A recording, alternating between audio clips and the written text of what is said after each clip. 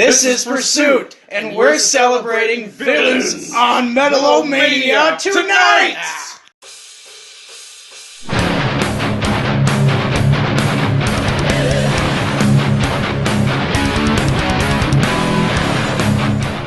Well, looky here, Metal-O-Maniacs. It looks like a gathering of my friends has commenced again, which is my favorite things in the universe, man. And we're going to talk about some of my favorite things in the universe today, which is our countdown of the worst comic book villains of all time. And I'm joined by you fellas, man. I'll tell you what, Kyle, you go first and introduce yourselves, guys. What's going on? My name's Kyle DC, and I play in a band called Invicta, Canada, and I also love comic books. My name's Justin. I run a very small YouTube channel called the Scuot Scoop, and I'm a huge video gamer, and I'm a little bit into comic books too. I'm more into like characters and stuff. I don't do a lot of collecting, but I have done a lot of reading. Yeah, fuck yeah. Well, and I appreciate you guys for joining me today, man, for real. It means the world to us here at Metal-O-Mania to be joined by my favorite people talking about my favorite things, you know what I mean? I was talking to the Cathartic Demise guys recently, who we just interviewed recently on the show. Get into the archives and check it out if you missed it, everybody. But we mentioned that we were kicking around some comic book ideas, and they immediately were like, oh, my God, dude, reach out to Kyle. You got to get Kyle on the show or you're fucking up your life. Why would that be, Kyle? Why do you think that might be, sir? Because I won't shut up about comic stuff with them. You know, like they're like some of my best buddies, and you know, we all watch the movies and stuff, and they're casual fans of, you know, all of that stuff, whereas I'm more, you know, way into it down that rabbit hole. Yeah, brother. And you know, they don't hear me shut up about it, so. That's good shit. Well, I'm not going to let you shut up about it, man. I'm glad you're going to talk about it with us, man. So Justin, I got to ask you this question to start things off too, man. If someone put a gun to your head and said DC or Marvel, which way do you go? Marvel. Marvel. Right Kyle? away, man. What about you, Kyle? Yeah, I've been a Marvel kid my whole life. Okay. All right. Well, we all lead Marvel then. Okay. That's Awesome. I should have maybe reached out and grabbed in a DC head just to argue with us about it. But yeah. Yeah. Well, I like the DC villains. I'm a big fan of DC villains. Oh, we're going to cover some of those tonight, as a matter of fact. Sure. They do have some great villains in the DC world. So.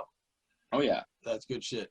Now, on a pre-conversation level, I know that most comic book junkies do not like most of the movies. Me and Scully have watched almost all the comic book movies. We can't wait. But what's your comic-related movie, Kyle? What's yours first?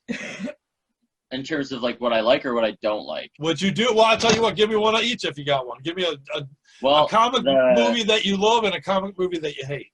Well, I really didn't like the original Justice League and the Zack Snyder Justice League. I didn't like either one of those. I'm just getting ready to watch this. I'm getting ready to watch the Zack Snyder one. So you say, don't waste my time. Isn't that like 4 hours? It's technically 4 hours long, but how long are the ending credits? You know what I mean? Right. It's like watching Lord of the Rings. That's funny. It's like watching Lord of the Rings. It's not that big of a deal. Right to me, at least. If a movie was 6 hours long, I would watch it.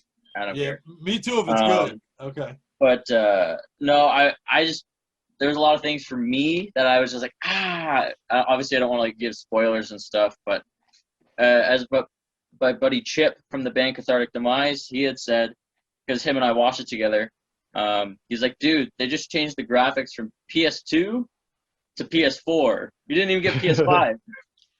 Dang, that's rough. So like that, yeah, you know, but there's great moments for sure. But that's just, one that I wasn't really a fan of. But if I have to say overall, I think the worst one was the new Fox Fantastic Four movie.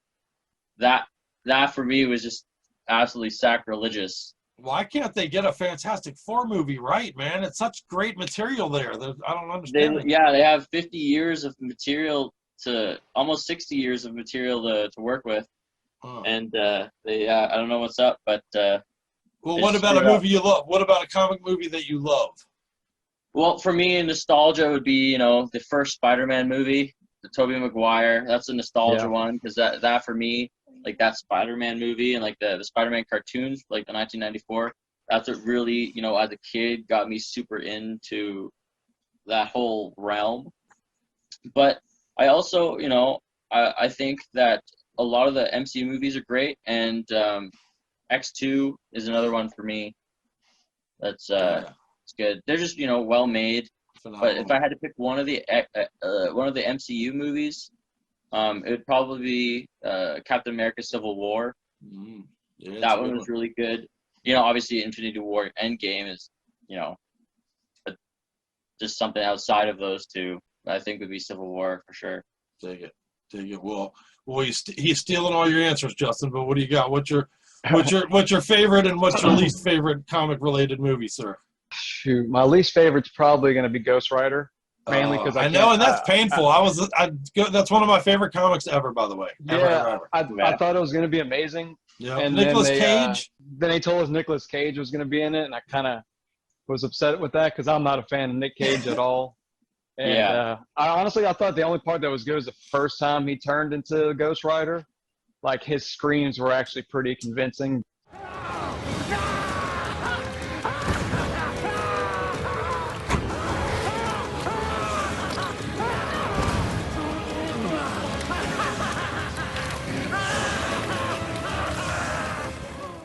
The movie was just crap, dude. And then Mephisto was awesome, and they just made him such a boring character. The movie was horrible. A lot of people think I'm crazy for this, but I'm not a fan of the new Spider-Man movies. Everyone thinks Tom Holland's amazing, which he's a great actor and all, but he doesn't feel like Spider-Man to me. It's like, I just see him as a kid. Like, he's just, even as Spider-Man, he's just playing around. And the other two versions, it was like, I don't know, it kind of felt more, I guess, mature in a way. Right on. And then as I go back and try to think about the fight scenes, I can't think of anything memorable. Like, yeah, for sure. I can't think of anything memorable that he's done in his last two movies. Like, honestly, I keep forgetting Vulture was the villain of the first one. Yeah, for shit. sure. And like, Mysterio was great and all, but the movie itself just kind of dragged, but also felt rushed at the same time. I don't know. It's kind of hard to explain, but not a big fan of what the new Spider-Man is. But that's tough for me, brother, man. I'm a Michael Keaton guy, see? So, you know, he was my favorite Batman, and I like him. Oh, he's the best Batman. Yeah. Yeah, he did great in the movie, but the movies weren't memorable to me. As like, yeah, for sure. Like that first Spider-Man movie, even the second one was great. I don't know, this one just feels off to me. Like, well, I got to ask you both, though, with the Tobey Maguire ones, how undone was that for you with the third movie? Because, come on, man. It's so funny. It's bad. It's bad, though. Do you like it? I don't even watch it. I feel like if they would have left Venom out. To laugh. Yeah. When he comes out singing and dancing and shit, man, I'm like, God damn it, what are they doing? Yeah. So funny. And there's so many good memes online of Bully Maguire. Right. It's so I love good. that. But on the new Spider-Man, I actually think the counter of that, Justin, because to me, Spider-Man was always a kid. Like, if you, in the comics, he was like 15 when he got his powers and he's learning how to use them. That was like, so I think that's what they were going for, and I think he did it great. But I totally get where you're coming from. I feel like he played a good Peter Parker. Yeah. Oh yeah, he was a perfect Peter Parker. I feel like the Spider-Man was kind of lacking. Yeah, for sure. I can give you that. Totally. I'll give you that. I actually, you know what? That's a very good point, because I was just gonna say he might be my favorite Peter Parker, because he's mine for sure. Yeah. Right. He definitely encapsulates that young, wisecracking kind of thing. You know what I mean? And that I dig. But I do think it's a valid point, and that it's a weak Spider-Man character, and so I don't know. Good. Yeah, for me, Tobey Maguire, he was just always just too old and too mature. Right. Obviously, they made him older, and he was in university, and then he or whatever. Obviously, so that's not a big deal. And then Andrew Garfield, he was just too cool. He was too cool as a Peter Parker. Yeah, I felt like he had the darker Spider-Man films. Oh, for whereas sure. like where Tobey played like the perfect Spider-Man. Right. Like in my opinion, I thought it was great. I think if he had Sam all the good Raimi, fight scenes. I think if Sam Raimi made the Tom Holland Spider-Man, that would work, because I think the Tobey Maguire Spider-Man they nailed the fact that Peter Parker is a loser. Yeah. Right. Like Very good. in every Peter Parker scene, he's just constantly getting shit on, And that's and which is integral to perfect. the comics, man. If you're a lover of the comics, that's true. Right. It's perfect. So like I think if Sam Raimi had the Tom Holland, like I think he's playing doing a Peter third Parker, one, Yeah, isn't he? so. Sam Yeah, Raimi I think he's doing this Well, one. no, Doctor Strange. Tom Holland is. Oh, that's right. Yeah, he's doing Doctor Strange. Right. Okay. Yeah, Sam Raimi's doing Doctor Strange, which Spider-Man's probably going to be in that movie. Right. Yeah, hopefully there'll be some good. Well, and for me, Emma Stone. Right? Emma Stone. For me, that makes those movies better all by itself. I'm a big fan. I got it. Yeah. I agree with you. I agree. Yeah. I'm going to give that a nudge by the Emma Stone factor. But there you go. Yeah. Oh yeah. So for my favorite, I honestly just finally got caught up on all the MCU films because I knew WandaVision was coming out and I wanted to watch that. Oh, it was awesome. In my opinion, I know a lot of people got it hyped up, but I think WandaVision's probably one of the coolest things they've done. I know a lot of people got let down when it ended. That's just they hype themselves up on things that was never even put out there. Existed. Just because they didn't go by exactly what certain parts of the comics did. Dude, they took multiple stories of multiple comics and put it all into one thing. That's what people don't understand. I think Endgame, dude, like just that scene of seeing every superhero come together. No matter how many times I watch that scene now, I get goosebumps, and it kind of almost makes me kind of want to cry. Dude, it's just so emotional. Totally. Yeah. I was like, oh man, am I gonna cry right now? Yeah, it's like, don't cry, man. It's a fucking superheroes, bro. Yeah. I love you fuckers, man. Scully cries on all those movies. What are you talking about? So. Yeah, dude. No, it's supposed to. That's how you know it's a good movie. And dude, as an old guy who, again, I go back to the era of waiting at the 7-Eleven with my fucking coins in my hand for the comic book guy to show up so I could buy my comics. And, the 1984 Secret Wars that me and Kyle were talking about a little bit prior to being on air, that shit was life-changing for me, man. Those are storylines that mean the world to me to this day. Those are characters that are immortal. You should be happy then because, they're bringing that to the MCU, huh? I'm exceptionally excited about it, my brother. Yeah, I'm not going to lie to a soul about that. I'm super excited about it. I think Phase 4 is going to be incredible. Hopefully the best phase yet. I'm a little disappointed in losing some of the TV shows, but we'll hopefully cover a little bit of that. But I thought Jessica Jones was amazing. I loved the hell out of that show so much, man. Yeah, Daredevil was awesome, but I heard he's in Spider-Man. Like the same guy who played Daredevil is in Spider-Man 3. So I'm right, he is. Yeah, that. the same actor, right? Yeah, I'm glad to hear that too, man. He's good. He was a great Daredevil too. Yeah, I think that was some of the best fight scenes I've seen in any show or movie in general. In season 2, when Punisher breaks out of prison or is in prison. Dude, I show people that scene all the time. Like that's one of the best things I've ever seen in my life. That's probably in like a top 5 fight scene of all time for me. That and then in season 1 where Daredevil's fighting in the apartment, that was all one take where he's like getting tired and shit. That was real because that's all one take. That's badass. Yeah, I love that kind of shit. Good shit. Well, last question I'll pose to you before we dive into our list, guys, is Justin, you first, sir. What was your number one favorite comic reading you were growing up? What was the one you couldn't wait for the next issue every time, above all else? Oh man, I know it's a tough one. I know it's a toughie.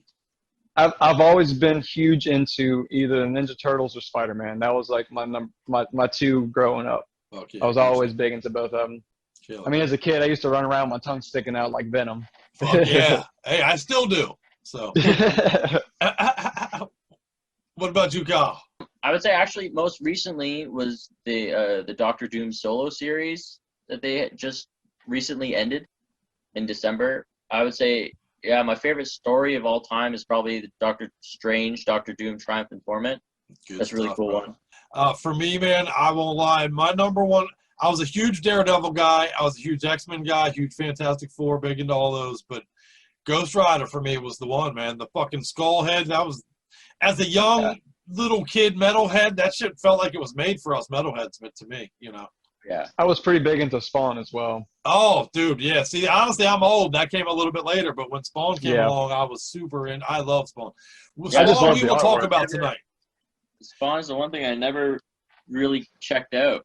Oh, well, you will after this, brother, because we're going to talk about some Spawn tonight. It's on the list. Yeah, killer. Well, all right. Before air, we decided to go in order. We're going to go Justin, Kyle, and then to my loud mouth. But let's start, I guess, if you don't mind, guys, with a couple of our just honorable mentions. We'll just do 2 apiece of these, if that's cool. And for you, Justin, let's start with Omega Red. Omega Red is on your just mention. Just make it. Yeah, I remember when I was a kid, I wasn't never really X-Men was actually something I never never really cared too much for. It was one of the few things in Marvel I just, for some reason, as a kid, every time it started up, I would just pass it up as a cartoon. I would never watch it.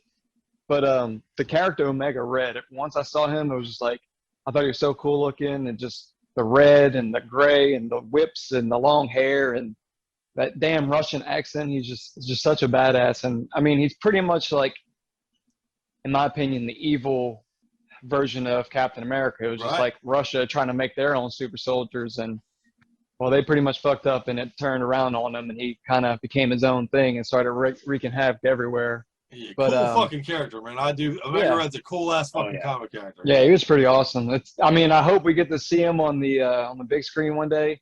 Not that little crappy cameo he had in Deadpool, but like I'm talking about like a full-on villain. Like I would love to see him brought in.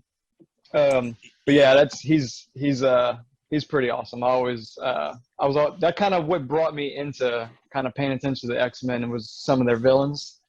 And when I started seeing him and Wolverine fight, that kind of blew me away. I just thought he was really awesome. Well, man, I think something that's probably pretty funny about not just comic book fans, but comic book fans who also happen to be metalheads. There's a reason we're doing a list today of villains instead of superheroes, man. You know, metalheads embrace a good fucking villain just as good as we do any goddamn, superhero in our life. Oh, yeah.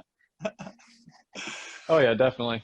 Well, and your next one's a good one, too, man, because I love that we've got some things that aren't just Marvel and DC to talk about tonight, too. But Deacon Frost is a great character, although, well, I guess Blade does fall. Well, Blade is Marvel. Yeah. Blade's Marvel. I always forget that, but Blade is a Marvel comic, right? Yeah. The movies ended up getting done independently, which throws me off sometimes, but right, yeah, Blade is in the Marvel MCU, right?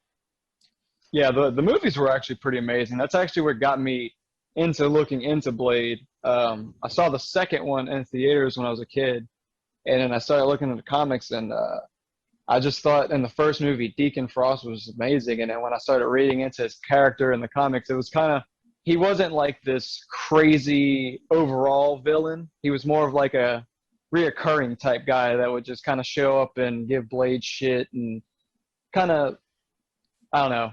He was just kind of the antagonist. Kind of like he'd fuck with him and then he'd be gone for a little bit and he'd come back and then he'd be gone and come back. And he was just kind of a goofy guy and always had something smart ass to say. Yeah, he was kind of a smart ass. That's what I liked about him. He's a little smart ass. Fuck yeah.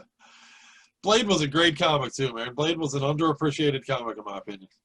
Oh yeah, definitely. I like that he's finally coming back in the MCU, so I'm excited to see what they do with him. Me too, brother. That's gonna be good stuff. There's a lot of good stuff coming in the MCU that I'm super excited about, actually. So, all right, well, let's see, Kyle. Who do we got on your almost made it list here? Let's start with Annihilus. I know that this is a character near and dear to your heart, sir. Yeah, he's just, the first time I ever saw a picture of Annihilus, I just was like, that guy's sick. It's one of those moments. Without knowing anything about the guy, and then I learned his name, and I'm like, yeah, that's perfect. He looks like he's like he just looks kind of like a demonic Ultron. Yeah, fuck yeah. And I just thought it was cool. And then when I learned, he like controls a vast majority of the negative zone and just constantly fucking with the Fantastic Four and stuff, I just always thought, yeah, he's a really cool villain. And then in the comics, there's the whole Annihilation like storyline event that was going on during the Civil War event. Phenomenal, yeah. I read into that Annihilation thing, and that's super sweet. Just commanding a giant army of bugs to kill off the universe. It's pretty evil, Fuck yeah. Hey, and anybody who can hold their own against Galactus, brother, literally. Oh, yeah, right? Definitely. Somehow, he's able to entrap Galactus and Silver Surfer at the same time. Like, come on. It's so sick. Silver Surfer is one of my favorite characters ever. So. Oh, he's awesome. Well, you got a couple here. You got Gore. Tell me about Gore. Yeah, Gore's cool. He's not very. I don't think he's too well known, but his name is. Yeah, they call him Gore the God Butcher. He's a Thor villain. Basically, he just grows up on this planet, like this super, religious planet. But like their living conditions are just shit. And they're always like, oh, don't worry, the gods will, they'll protect us and stuff. And then his whole family dies, and then he's like, well, the gods don't exist. And then so his whole, planet kind of just like excommunicates him, exiles him, and then he just sees he sees Null fighting, I forget who else, another god or celestial or something. And then Null gives him the sword, and then he basically just goes around killing all the gods of the Marvel Universe, which is just sick. Fucking sick. Yeah, Null's another great character too, which we'll cover later in the show. But yeah, he's a massive asshole. Yeah. We'll get into that.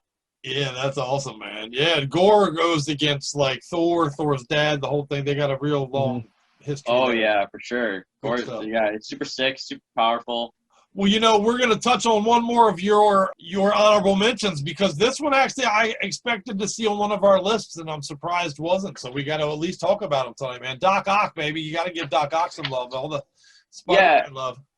Yeah, for sure. Well, yeah, like I had a bunch of honorable mentions just because making a list of 10 super hard, right? So hard. There's so many. It is hard. Dr. Octopus, he's just always been a dick to Spider-Man, right? And the superior Spider-Man storyline where Dr. Octopus switches minds with Peter Parker and Dr. Octopus. Yeah, that was crazy.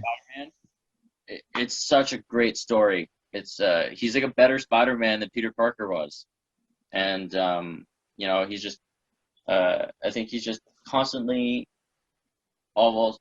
he's almost like just too arrogant to realize like, oh shit, that's why he never actually succeeds. But he always like does this awesome scheming and then just always fucks it up, and it's hilarious. But yeah, Dr. Octopus, he's just a cool character for sure. I always really like the smart guys that are elaborate and clever. Yeah, we represent the smart. I noticed that's consistent with all of our lists here tonight. We went after not necessarily the most powerful here consistently, but definitely the smart bad guys. We tend to like those evil guys with a brain, apparently. Oh yeah, they're so much more interesting. Fuck yeah. Well, and for me too, Doc Ock goes back to being a little kid working, Saturday morning cartoons with the fucking Spider-Man and his amazing friends, and Doc Ock's an old school character, baby. Oh yeah, I remember watching Spider-Man 2 in theaters. And seeing Dr. Ock, like those arms, it was just so cool. And they're bringing that's the same actor that played him before in the movies is playing him again coming up. Alfred he's Molina. going to be in a third one like that. I hope it's true. Alfred Molina. Same with I heard Jamie Foxx is coming back as Electro as well. Oh no shit! I like Jamie Foxx too, so that'll be cool. So it's kind of cool that they have both villains from both sequels. Yeah, that'd be really cool. That's way cool. I love the way they're doing all that, bringing everything together, man. I'm pretty excited. Yeah, I hope the multiverse is really opening up. That would be pretty awesome. Fuck yeah, that's gonna be good stuff. There's lots of juicy storylines in there to play with. So. Oh yeah, definitely. Good shit. Well, I guess I got a couple that I want to get into before we officially dive into our list, man. Starting with, and to me, an interesting character. Who I 100% believe due to sexuality has made her appearance in the world, and that's Harley Quinn, man. Yeah. People don't realize this is one of the few characters that did not start from the comic book, rather the TV show, and then showed up in the comic. It did a role reversal of sorts.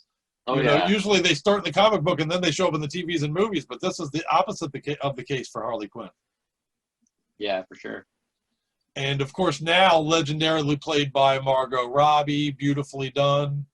The movies, every woman loves to be her on Halloween every year. This has become a very pop culture, symbol.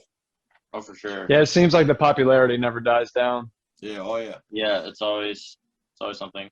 Well, how can you go wrong? Yeah. I just wish that they kept the classic costume. I love the classic costume. Yeah. The black and white. Batman, the animated series, is probably the best superhero cartoon ever made. Well, they chose sexuality over the comic look. That's for sure. Yeah, for sure. Which I get because boobs sell. Right, He exactly. doesn't love boobs. Come on. It does. Are you kidding me? I've been chasing Scully around with a Harley Quinn outfit for a year and a half now. And it's the new one, not the old one. So, but yeah, the Gotham City Sirens, I think they're turning that into an ongoing movie series, if I'm not mistaken, with the whole Poison Ivy thing and all that coming up. And so it should be, there's some stuff to look forward to in the development of Harley Quinn coming up. Former psychiatrist turned Joker's woman turned bad girl. So the next one I want to bring up is Bane, brother. Good old Bane. Wears the mask that keeps him gassed up to avoid dealing with the pain that he's going to have to deal with without it. And he's got the cool-ass Bane voice in the movies and shit, you know? Oh, yeah. I am the League of Shadows. I'm here to fulfill Ra's al Ghul's destiny. People forget he broke Batman's back, dude. Bane Oh, broke yeah. I never Batman's forget that. I love that scene. back. Crazy. Yeah, it was insane. One thing I like about Bane is that, like, other than in the original, like in the movie, like the Poison Ivy movie, I forget which Batman it is, where he was just like an idiot. Yeah. But like he's not. That was so like poorly done for his character. Right. Yeah, that's why I like the newer one. Yeah, the newer one's way more accurate for sure. It's just like, you know, he's a smart guy and he's the only one to ever defeat Batman, truly. Yeah, I feel like he actually, compared to what the Joker did in the second movie, like, it was nothing. Like, he just destroyed him. Oh, for sure. Like, the Joker did nothing compared to that. Like, it was just a joke. Right. Well, and also a continuation of that story. He was, when Ra's al Ghul finally gave up on Batman and realized they were, you know, opposing forces of one another, Bane was the successor. Bane was the next choice to be, you know, the keeper of that flame, as it were, I guess. All right, and one more I got to throw out there, man, because it would be just this character. He's, you know, known for his brute strength, but Juggernaut, man, you got to give Juggernaut some love, dude. That was a fucking badass of the day. Love Juggernaut. Kane Marco. Oh, yeah. Oh, yeah. Juggernaut's one of my favorite X-Men villains, for sure. You know, he's just super strong, and it's super cool. Yeah, dude. And Xavier's stepbrother. Some people may or may not realize that he was Charles, you know, Dr. X's stepbrother. Yeah. You know, very jealous of Dr. X growing up. Thought Dr. X got all the love and the attention, and turned him bitter and nasty, and you know. Yeah, and I think that's also really good for like people being able to like relate to him. You know, if it's like, oh, my mom likes my sister more than she likes me or whatever, right? And I think that when they do things like that to villains, it makes them way better. For sure. So relatable. Yeah, I totally agree. And again, whenever Juggernaut, when I was a Spider-Man fan, you know, I've always been a Spider-Man fan, but when I knew that there was a storyline coming up that involved multiple issues with Juggernaut, boy, I was always so excited about that. So, all right, well, we'll get into our list here for everybody. I guess I should also pre-warn everybody out there in Metal-O-Mania land. We're going to be playing metal for you all night. We're going to be talking comic villains all night. And I am wrecked out of my mind, you guys, so bear with me. I am dealing with some health shit, but hey, we fight on, my friends. We fight on. We warrior on! Oh, yeah. Much as a good villain would. All right, so we decided before air that we're going to start with Mr. Justin's list. So, Justin, sir, number 10 on your list. We have a little bit of crossover. We'll just kind of deal with that as we go. How about that? We'll go 10 to 1. And when we got some similarities, we got a couple that fell on the same number, so we'll go from there. But number 10 I have for Justin, you have Null, man. Null is a great fucking Marvel comic bad guy, commonly associated, as you know, with Venom and Carnage. But go ahead, please. Great. I love this character, sir. Null, also known as the King in Black from Marvel Comics. Main superhero opponent, Venom, Spider-Man, and the Silver Surfer. First comic book appearance in a flashback in Thor, God of Thunder #6, March of 2013, but is unnamed. Character's first full appearance was in Venom, Volume 4, #3, June 2018. Null comes from the primordial void and was an ancient malevolent deity who ruled over the abyss. Originally content to slumber in the void, Null was awakened by the light of creation when the Celestials began creating the universe and was outraged at his kingdom of darkness being despoiled. Species, an elder god. Null's goal is to return the universe to darkness. Null can shapeshift, heal, fly, and more. Null also has the power of symbiote creation and manipulation. He can create entities from the darkness or the primordial void that existed before mankind itself that he calls the Living Abyss. His signature weapon is the Necro Sword. Weakness: when remotely piloting a symbiote, whatever damage received also affects his main being, but his biggest weakness is light itself. He refers to the light as a power that came into being with the Big Bang Theory, created by Danny Cates and Ryan Stegman. Null's claim to fame is he created All Black, the Void Knight, a powerful proto-symbiote to enslave the Silver Surfer. Quote, "I am Null, Lord of the Abyss, God of the symbiotes. The darkness inside of you, that darkness bows to me. I am the Void." I've always been big into Venom and Carnage and the symbiotes and stuff, but I never realized there was something like deeper and further into it. And when I stumbled across him, I was just like, holy shit. I was like, this dude looks amazing. He looks awesome. He's got this badass sword and these dragons all over the place. And then I find out he's like the symbiote god pretty much. And everything that the symbiotes do, he knows, he sees it and everything. And I mean, he just, I know recently, I don't know how long ago it was, but he made landfall on Earth finally, and the Avengers had to deal with him. And that was just fucking brutal, man. Like, the strongest Avenger came out and he ripped him apart like in a second. Didn't even give him a chance to introduce himself. And my jaw dropped when I saw that. And like, I literally took a picture of that frame and I kept it. It's amazing.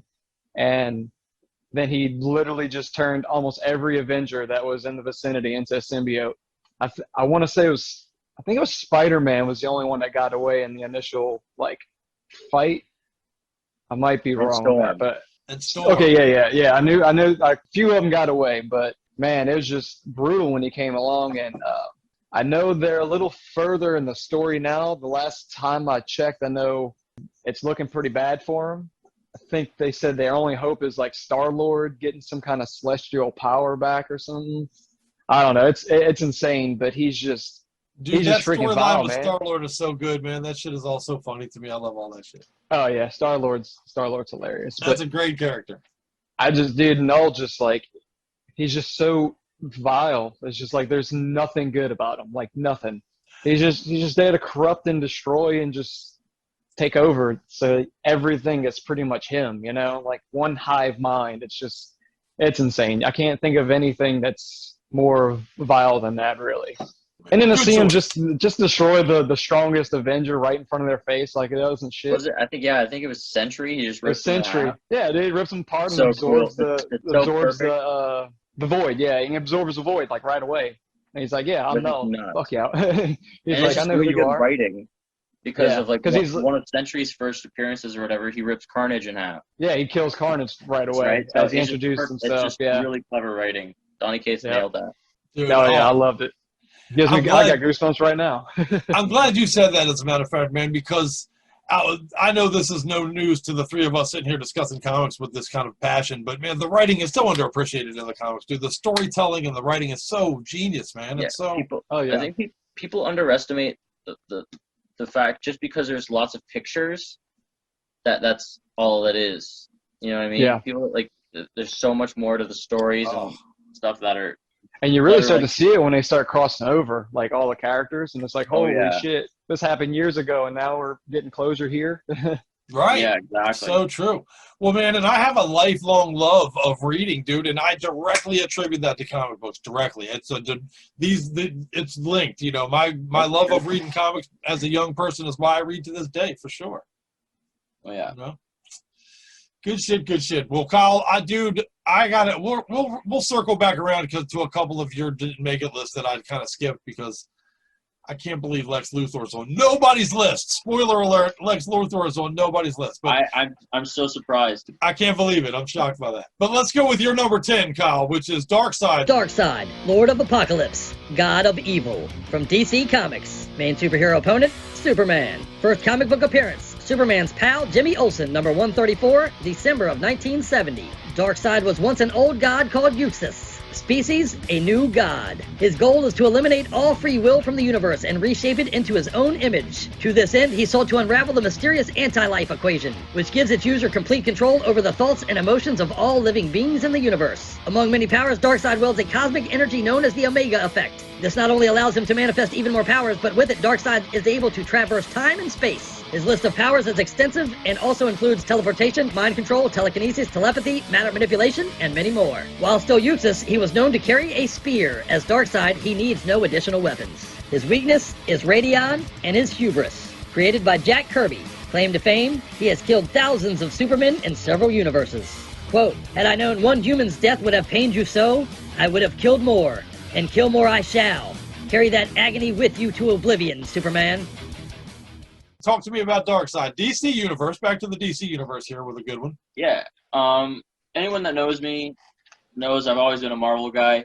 You know, like, but you know, I thought for this it would be appropriate to branch out and be more objective, right? Just to, and Darkseid, he's just evil and he's powerful and he's badass. Dude, Like, badass, pure Like badass. Darkseid is the DC villain. He is the villain. Everything, you know what I mean? Like, doesn't matter what goes down. Darkseid, at the end of the day, has the final say, kind of thing. And he's the only character that like people all over the DC universe are just like, okay, we can't fuck with that guy, you know?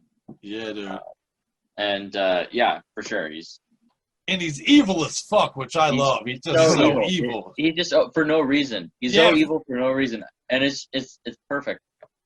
Yeah, man, pure evil, dude. I love it. Yeah. Oh, for sure. Love it.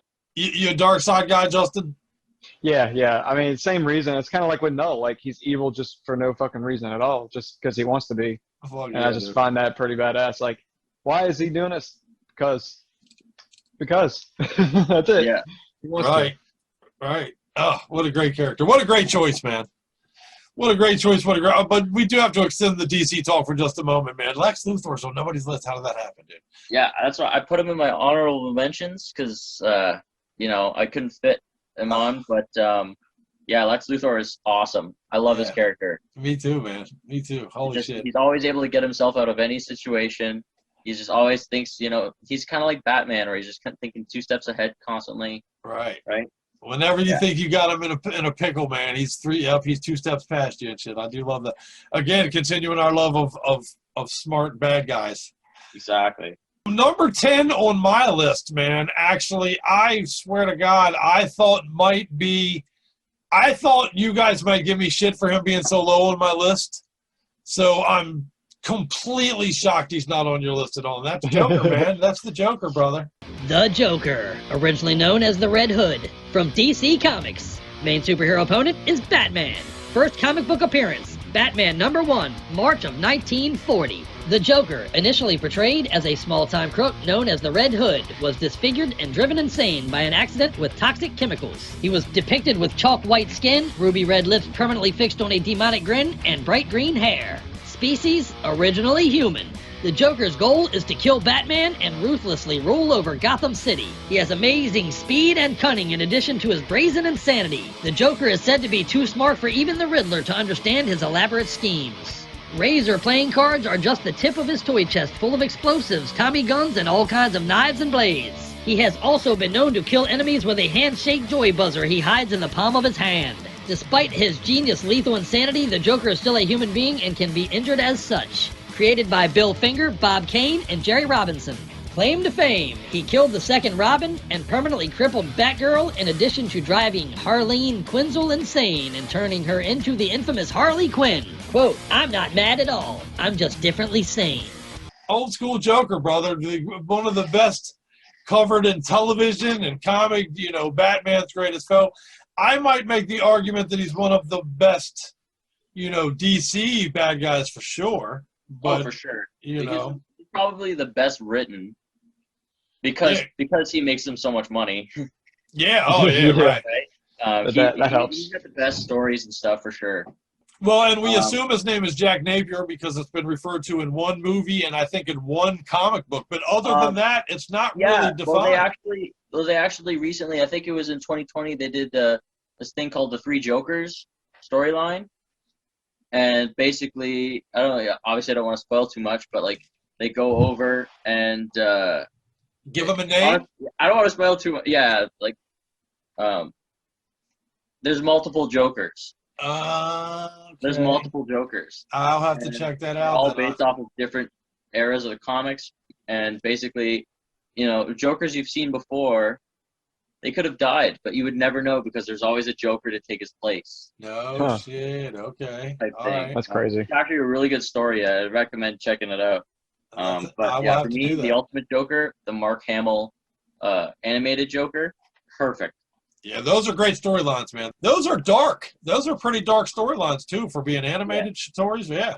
Oh yeah, I love it. My favorite Batman shit is all the dark shit, man. People forget that some of the best storylines in that shit was very kind of almost noir, if you will. Oh, And- for sure. And then very much, you know, embraced a dark storytelling approach. Definitely. So the Joker is my Well, I mean, number that's 10. kind of like detective stories in general are usually pretty dark, and that's kind of what Batman is. He's just a Exactly. glorified detective, you know? Right. He's I like that they went he's with that. Detective with gadgets. Well, you Yeah. know, some of the earliest incarnations of Batman were called the Detective Comics, even. Yeah, that's true. Yeah, Um, exactly. Oh, heartbreaking story I got to tell you guys real quick, even before we move on. When I was growing up, I was an avid comic collector. I put my comics every week in my little plastic sleeves with my cardboard. I kept my shit very organized, very in good shape, and I kept it in my parents' basement. And years ago now, probably 25 years ago now, but they had a very bad flood. Oh, no. Dude, I had mystery comics with a listed price on the cover of 1 penny in there. Oh, man. no. Yeah, I can't Oh, even imagine man. what they'd be worth today. Just don't. Yeah. You'll feel better if you don't imagine it. I had Superman Dies. I had the Superman Dies episode. The end of Captain Marvel. I had all of it, man. It was crazy. Oh, Oh, nice. man. All right, well, let's move on to our list then. I think it's on to the nines, right? If Yes, everybody gets down on their nines list, and so Justin, your number 9 is a good one too. I will say, when I was making my list, I guess it's probably because I'm a little older, although Teenage Mutant Ninja Turtles has been around for a while, but that one didn't register for me very well. I guess when I saw your list, I was like, damn, I didn't even think about that. But yeah, Karai, am I saying that right? Karai? Yes. Yeah, Karai. Karai, or in some stories also known as Hamato Miwa, from Mirage Studios Comics. Main superhero opponent, the Teenage Mutant Ninja Turtles. First comic book appearance, cameo in Teenage Mutant Ninja Turtles number 53 in November 1992, and full appearance in Teenage Mutant Ninja Turtles number 55 in January of 1993. In the comic universe, her origins are largely unknown, but she is assumed to be from Japan. Species, human. Karai's goal is revenge and to control and operate the Foot Clan. Karai is a high-level ninja whose special weapons are katanas and swords. Weakness is anger, family, and the weakness of being a human being. Created by Kevin Eastman, Peter Laird, and Jim Lawson. Karai's claim to fame is some of the comics have her as either Shredder's daughter or as his adopted daughter. Quote, Oraku Saki is gone, thanks to you, but the Shredder lives on. In the original story of the Turtles, because Karai, she's got multiple versions of her, but the iteration I go with that I like the most is in the original comics, the Turtles, spoiler warning, they kill Shredder in the very first comic. So afterwards, there's no leader for the Foot Clan in New York. So I guess the elites or whatever, they send Karai, because she's pretty much like a general, like Shredder was. So she's just as badass as Shredder. So she goes to take over the Foot Clan there. When she comes across the Turtles, it's more of like she's not really their enemy. It's more of like a rivalry thing she ends up having with Leonardo. And every now and then it's kind of weird. It seems like they have like a little relationship going on. Love, hate, baby. Eventually, well, after they fight, after a while, they form a truce. So for years and years and years, they stop being villains, or stop being enemies, I mean. And then recently in The Last Ronin, which is technically canon to the original story, because it's the guys who originally wrote it, Eastman and Laird, they came back and started this new one, The Last Ronin. and Which it's is about the ongoing, right? last. That's ongoing, Yeah. correct? Right. Issue 2 is out right now. The third one's supposed to come out sometime in May, and so far it's pretty jaw dropping. It's about the last turtle surviving, and so as of now, Karai is evil again. They're bad. The truce is off. They've already killed off one of the turtles. Well, as of right now, you know all the turtles are gone except for one. Right. But in issue 2, they killed someone off, and Karai was the one to kill him off. So Fuck yeah. she goes on this list just for being evil as fuck and killing off somebody I love dearly. Yeah, right. Killing a She killed a beloved little bit of my character. childhood. Yeah, Yeah. dude. She took a chunk of my childhood, dude. I loved her to death, but now I can't wait to see her die. Yeah, she got to go. Oh yeah, definitely. I don't even care what her reasons. She's got to go. You? Oh yeah, I kind of, since I'm talking about it, I want to show it off a little bit. Oh yeah, what you It's, got? Let's see. Issue 2 for the last Ronin. Fuck yeah, bro. Nice, yeah. Good stuff. I'm not gonna spoil who she killed off or anything, but But it's brutal. yeah, 2 people got killed off in this issue, but It's rough. it's gonna be rough. I gotta watch people die, watch them all die. Yeah, But it'll man. be all right. Kill it's a great my comic. childhood, brother. Yeah. Hey, look, if it makes me want to cry, it's like I said, it's a good ass story. Good storytelling. That's right, man.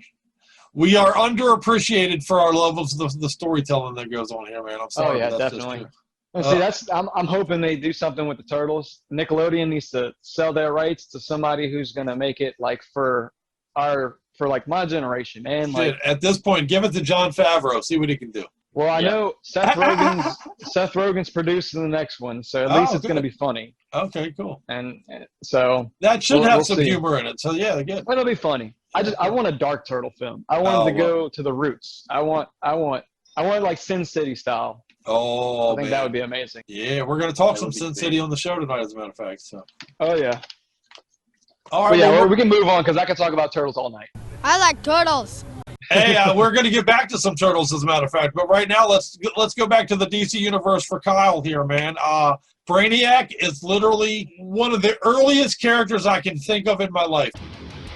Brainiac, or Vril Dox, from DC Comics. Main superhero opponent, Superman and the Justice League. First comic book appearance, Action Comics number 242, July of 1958. Brainiac is a species from Kalu. He intended to get people from other planets and shrunken cities to be enlarged with his growth ray to repopulate Bryac, where he would rule them all. As an artificial intelligence with a supercomputer mind and an android body, Brainiac has superhuman strength, energy blasts, healing abilities, along with flight and telepathy, including mind transference. His signature weapon is a force field belt and a shrinking ray, among many. His weakness is that Brainiac appears to be quite susceptible to bacteria and disease, especially when outside of his skull ship. Created by Otto Binder and Al Plastino.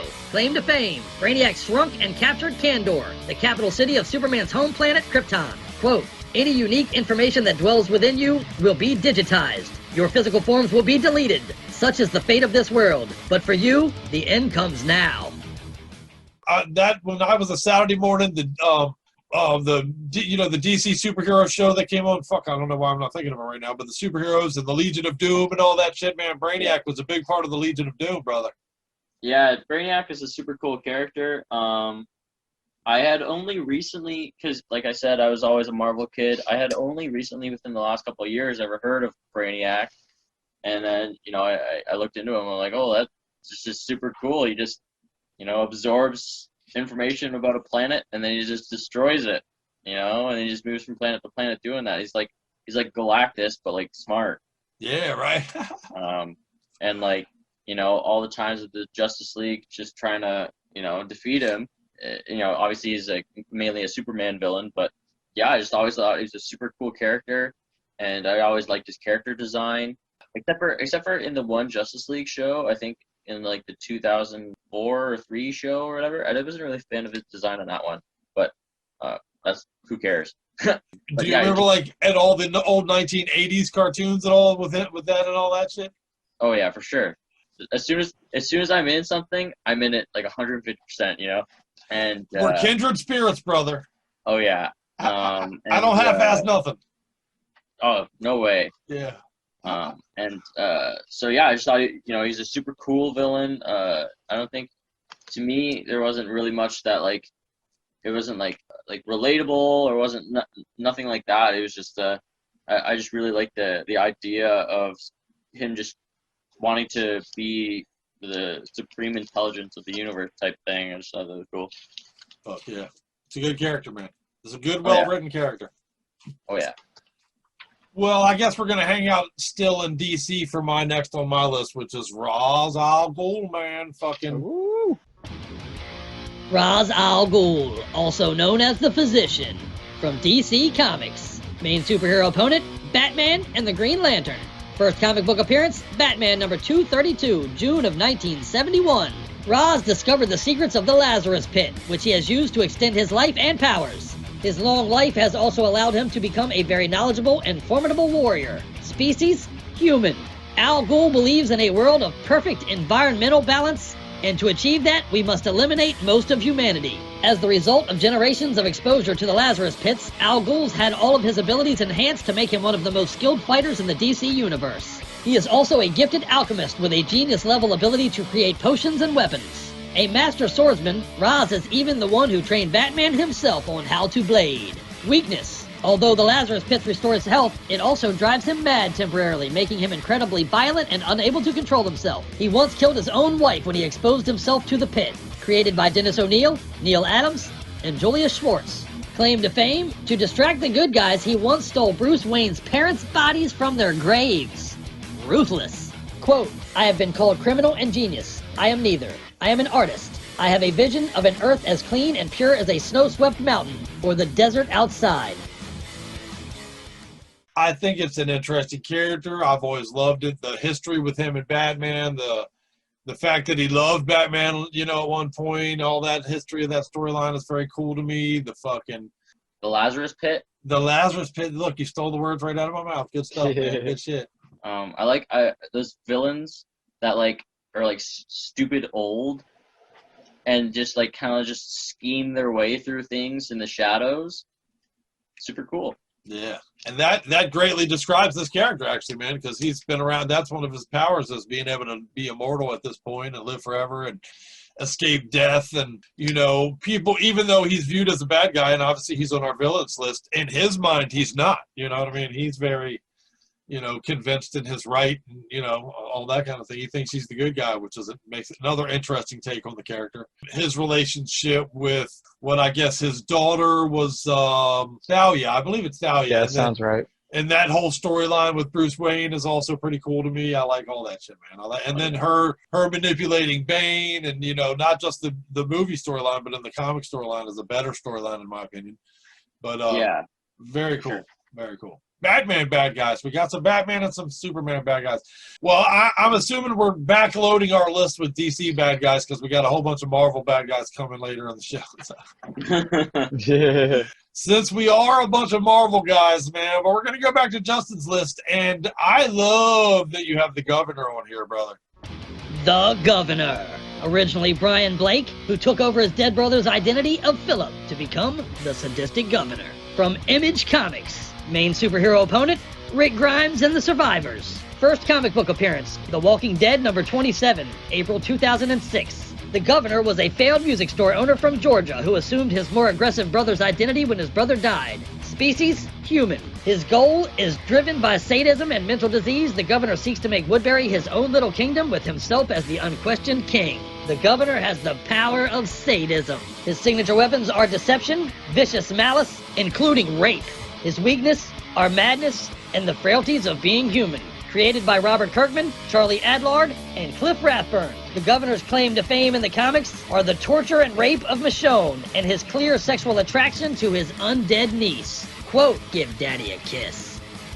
Yeah, he's pretty crazy. And it's kind of funny because I hated him in the show. I could not wait for that arc to end, and it fucking carried on for 2 seasons. Yeah, and I hated him. The actor was great.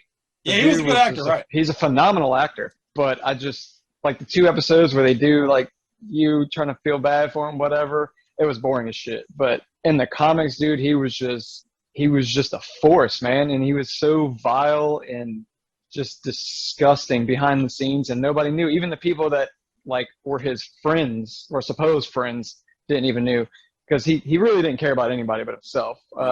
Yeah. I mean, he had I want to say it was his niece or his daughter or somebody, some little girl that was his family member was like, Right. I want to say she was like zombified. It was his daughter. Yeah, yeah. Right. She was like zombified, and in the he basement. was like he was sexually attracted to her. And, Yeah. he at one point I know he tortured and raped Michonne, and it's just he ended up cutting Rick's hand off. Everything, dude. Like it was just fucking nuts. And then when his own people found out how he really was, he just started killing them. Yeah. He just went started crazy. hacking them up. And, yeah, dude. He was nuts. And just the way they depicted him in the show, he just didn't do justice. I mean, whenever he started to snap and go crazy, I was like, yes, yes, yes. But then we never really got to see the governor. Like the scene with him and Rick sitting at the table, I was like, oh shit, Rick's gonna lose his hand. I was like, Rick's gonna lose his hand. But then after it didn't happen, like the rest of the season just lost all attention for me. I was just like, oh, this guy's nobody. I mean, he did end up killing one of my favorite characters in the show, but whatever. Do you still watch? He was just. Oh yeah, the last 2 seasons were great for me, but I'm not expecting much from this next one. It's the season finale. Right. And when's the last time you enjoyed any last season of any show? Right. Even shows that I love, dude, like that 70s show is like dear to my heart, but that last season is crap. Like any show I watch, the last season is always crap. So, and these last couple episodes were kind of boring, so I'm not expecting too much. But I'm gonna finish it. I've been watching it since season 1, so I gotta see it through. I'll get you guys to come on the show one day in the future, and we'll talk about final seasons of shows that don't suck. That'd be a short list. Yeah, you might be right. Yeah, I'm gonna have to think about that one. That's gonna be a hard one. That might be tough. That might be harder than making this list. Probably harder. Yeah, right. Definitely. You might be right. Well, number 8 on your list, Mr. Kyle, right? Am I doing this in the right order? Yeah, I put the Xenomorph. The Xenomorph from Dark Horse Comics. Main superhero opponent, humans, and then the Predators. First comic book appearance, Aliens Volume 1, May of 1988, as a direct sequel to the 1986 film Aliens. This series was called Aliens Outbreak. The Xenomorphs are a species from another part of the universe, genetically altered by an unknown race called the Engineers. Their species is alien xenomorph. Their goal is an insect-like need to protect the queen, conquer, and populate. They have enhanced strength, speed, stamina, along with acidic blood and pure aggression. The Xenomorph's primary weapon is their inner pharyngeal jaw, which is capable of shooting from their mouth like a piston with sufficient power to smash through bone and metal, plus a tail that can be used to grab or spear prey. Weakness: vulnerable to heat and fire. Armor-piercing bullets can take them apart, and they can be stunned by ultrasound. Created by Ridley Scott. Claim to fame is their crossover war with the Predators. Quote, Xenomorphs do not speak, so Ash, own the Xenomorphs. You still don't understand what you're dealing with, do you? The perfect organism. Its structural perfection is matched only by its hostility. Yeah, dude, I love this choice, sir. From Aliens. Yeah, I didn't even think about this one. Growing up, watched Alien movies. It didn't really think much of it or whatever, but I recently, went through and watched all the Alien movies and kind of got into the lore. And the Xenomorphs are just so sick. They're just the perfect, they are like the perfect apex predator that, they just infiltrate and annihilate, right? And I love it. I actually haven't gotten into any Aliens comics yet. I've heard that there's some that are really good, and it's on my list to check out. And I just think Xenomorphs as a species is just such an unreal villain, just because of how powerful and well written the character base is. Yeah, and we don't care what your DNA is, we're still taking it over. Goddamn it! Exactly. They do whatever, and then they just kind of there's so many different types of Xenomorphs and stuff. Yeah. Right. And okay, yeah, sure, you can cut off its arm, but then you're just probably gonna burn from the acidic blood. Yeah, from their blood. Yeah. The perfect killing machine. Fuck yeah, dude. And the scene from the movie, the original movie of the chest exploding out with that's fucking iconic shit, dude. Oh yeah. That's pop culture lore for sure. Love it. I love that you have Xenomorph on there. I love that Aliens is represented. I forgot that it was comics, but it very much was, and I believe still is, if I'm not mistaken. Yeah, I'm pretty sure it is. Yeah. I feel like everything's got a comic nowadays. Yeah, right. You're probably right. I think there's still Game of Thrones comics now and shit. So, but yeah, the Xenomorph, and not only that, but when I was younger, there was these series of weird comics that would come out every now and again. It would be these weird kind of matchups. There was one where it was like a Predator got into a fist fight with Muhammad Ali. You know what I mean? It was like weird ass crossover shit. But there was always seemed to be a new one with an alien. There was an alien, Alien versus Predator, the comic. That was a comic in the 80s that led to the whole eventual movie crossover and all that shit. But people may or may not realize, but that started as a comic idea way back in the 80s. Oh, yeah. Well, it's like they got the Freddy versus Jason and stuff like that. That was a comic. Fuck yeah, man. And then it was like they had versus Ash and then Michael Myers and all that. Those were pretty good too. Yeah, and they made crappy movies. Yeah, then they turn them into shitty movies. Although I hear Ash is coming back, man. I'm super excited about that. Oh, yeah. That'd be sweet. Awesome. That character will never die for me. All right, well, that's a great number 8, man. I do love your number 8. So I guess that brings me to my number 8, which is Dark Phoenix, brother. I had to go Dark Phoenix, man. Dark Phoenix, or Jean Grey, Marvel Girl, Phoenix, Mrs. Psyche, and more from Marvel Comics. Main superhero opponent, the X-Men. First comic book appearance, The Uncanny X-Men number 101, October of 1976. Dark Phoenix is the name given to Jean Grey after she became corrupted by the Hellfire Club and turned into a vastly powerful supervillain who proceeded to cause chaos across the universe. Species, originally human, she is a cosmic entity of limitless power. Dark Phoenix's goal is to cause mass destruction on the Earth and to kill the X-Men. Dark Phoenix has the power of pyromancy, flight, telepathy, telekinesis, immortality, and many more. Her signature weapon is her manipulation of energy. Weakness. Her overwhelming power over time, space, energy, and matter practically make her a god. However, even with godlike powers and the ability to simulate super strength with telekinesis, Dark Phoenix's body is still human. Created by Chris Claremont and Dave Cockrum. Claim to fame. At one point, Dark Phoenix travels to a distant part of the universe and devours a star in the Debari system, resulting in a supernova that kills billions of innocent people. Quote, "The mortal Jean Grey is no more. I am fire made flesh. Power incarnate. I am the Dark Phoenix." So almost threw her on my list. Directly tied, obviously, with Jean Grey in a lot of ways. Resurrected Jean Grey back to life in several times, in several instances, to kind of use that character, as you will. What a awesome destructive power, Phoenix Force. Some people may know it as Phoenix Force, but eventually Dark Phoenix, man. What an awesome character. X-Men comics, by the way. Yeah. I hate how they butchered that in the new Fox movie. Oh, God. The one that they did, like X-Men 3, it was like, okay, it still wasn't great, but that new one, man, that was awful because, Dark Phoenix is such an iconic. Yeah, that was bad. Dark Phoenix is like one of the ultimate X-Men storylines. Ever. Yeah. Well, when they bring the X-Men to the MCU, I don't think they should touch that storyline for a while. Yeah, right. And I don't know, they keep going to that one, but there's so many other storylines. I want to see Rogue build up against Captain Marvel. Ooh. Yeah. Oh, yeah. So that Rogue could start flying. That would be sweet. Yeah, dude. I think Rogue should be a villain first. Yeah, I completely agree. I like it. I like where your head's at, guys. There's a reason. I got the right guys for this. I knew I did. Yeah, Dark Phoenix. She's sick, dude. I love her. Yeah. Not to mention cool costume, the whole thing. Oh, yeah, yeah.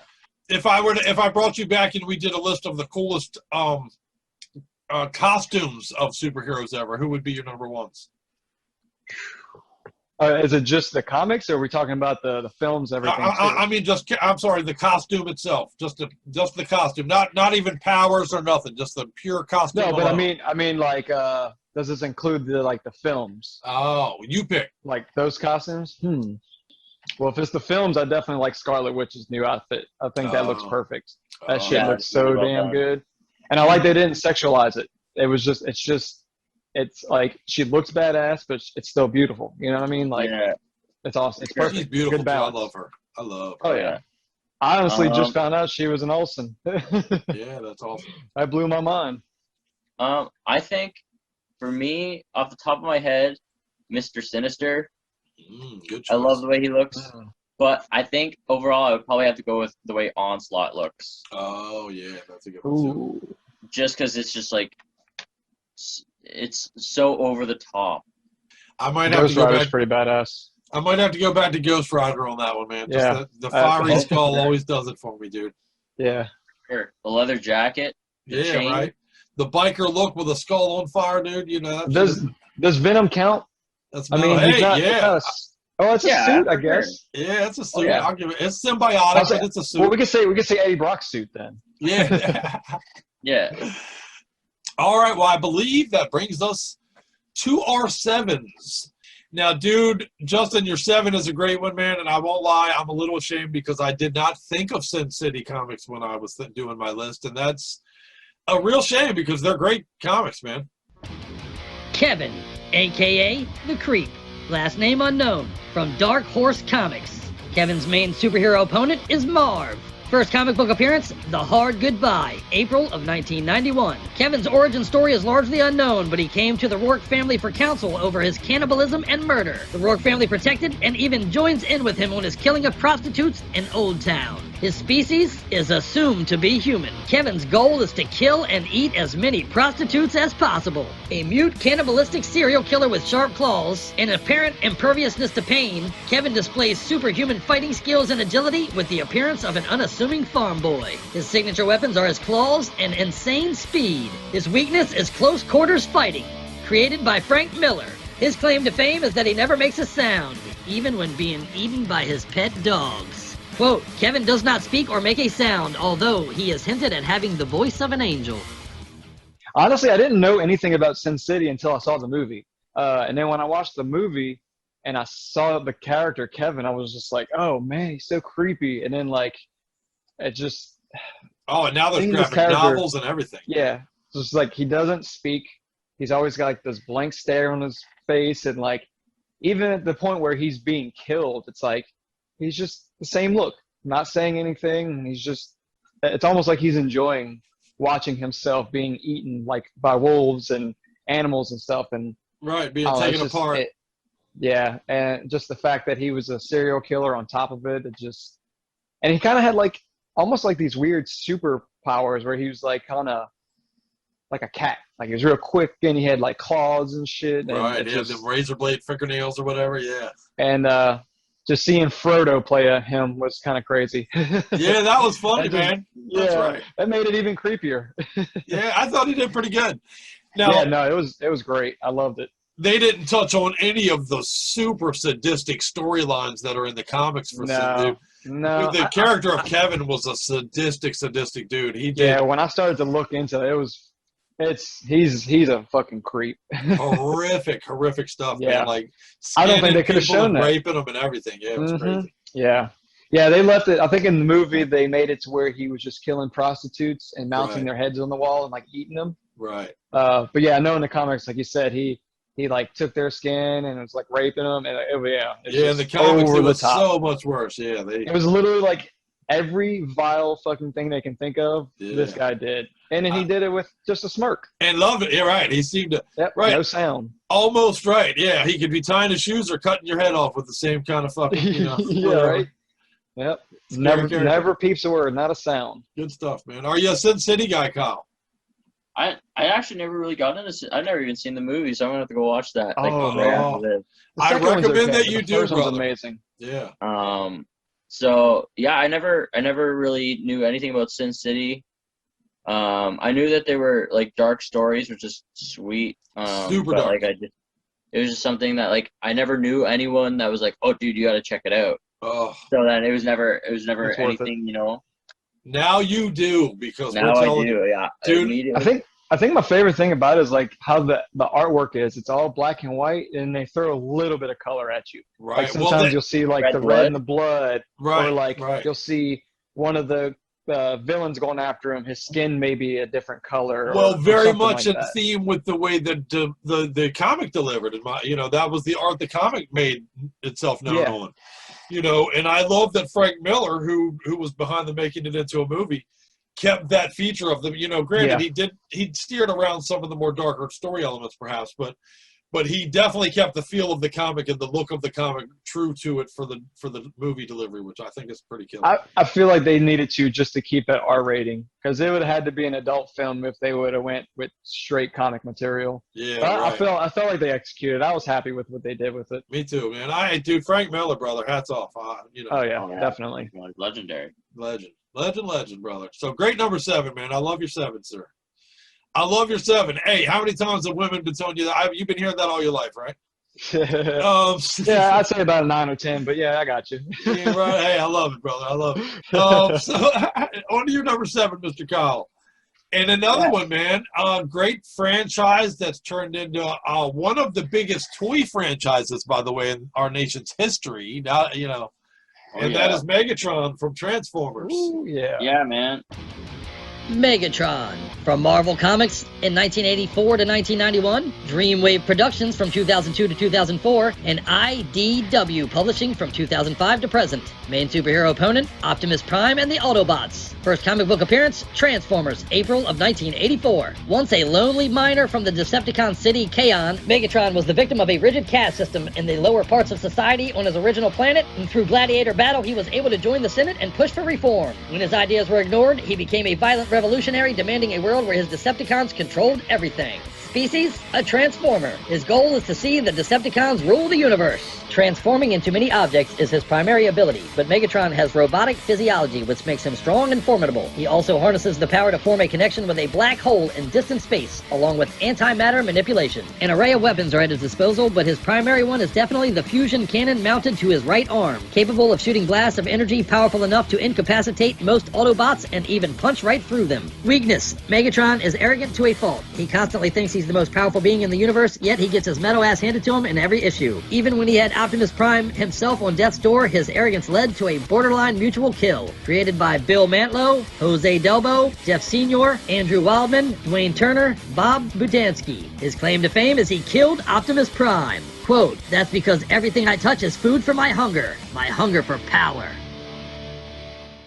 Great. There's a lot of really good Transformers material and great villains. My only problem with Transformers is that it's so all over the place, and there's no solid continuity. Right. Yeah. Their canon is all over the place, right? Every generation, even all all of the movies they made, they all retcon each other. Every single movie retcons each other, like the one before it. Yeah. There's no cohesive. Okay, this is set in stone. This is what happens. Right. You know? No, they were just like, That's watch my these problem. giant metal things fight. Right. Yeah, that's exactly. You just got to enjoy seeing robots fighting Michael robots. Bay, dude. Yeah, Yeah, right. exactly. Explosions. Michael Bay ruined my childhood. Michael Bay ruined my childhood. I mean, look what he did with the Turtles. I'm just saying. Right. Yeah. That's funny. But And it is, no, Megatron. He's a super awesome villain. You know, he's like the guy. He's just evil. He's like the evil counterpart to Optimus Prime. It's like that would be like Batman without a Joker, right? Like, you know, you can't. I always preferred him over Optimus Prime, dude. me too. Like, That's because you're a felt metalhead. like We his- always root for the bad guy. but something about his moral compass always felt. Yeah. I don't know. I felt more on his side all the time. Yeah. I It's actually like he seemed to care more about his own people. Yeah. Oh, for sure. Than the greater good. Right. Yeah. Right. But the I actually greater good. recently went back and I watched the 80s cartoons, and it's just so preposterous to me how like his transformation.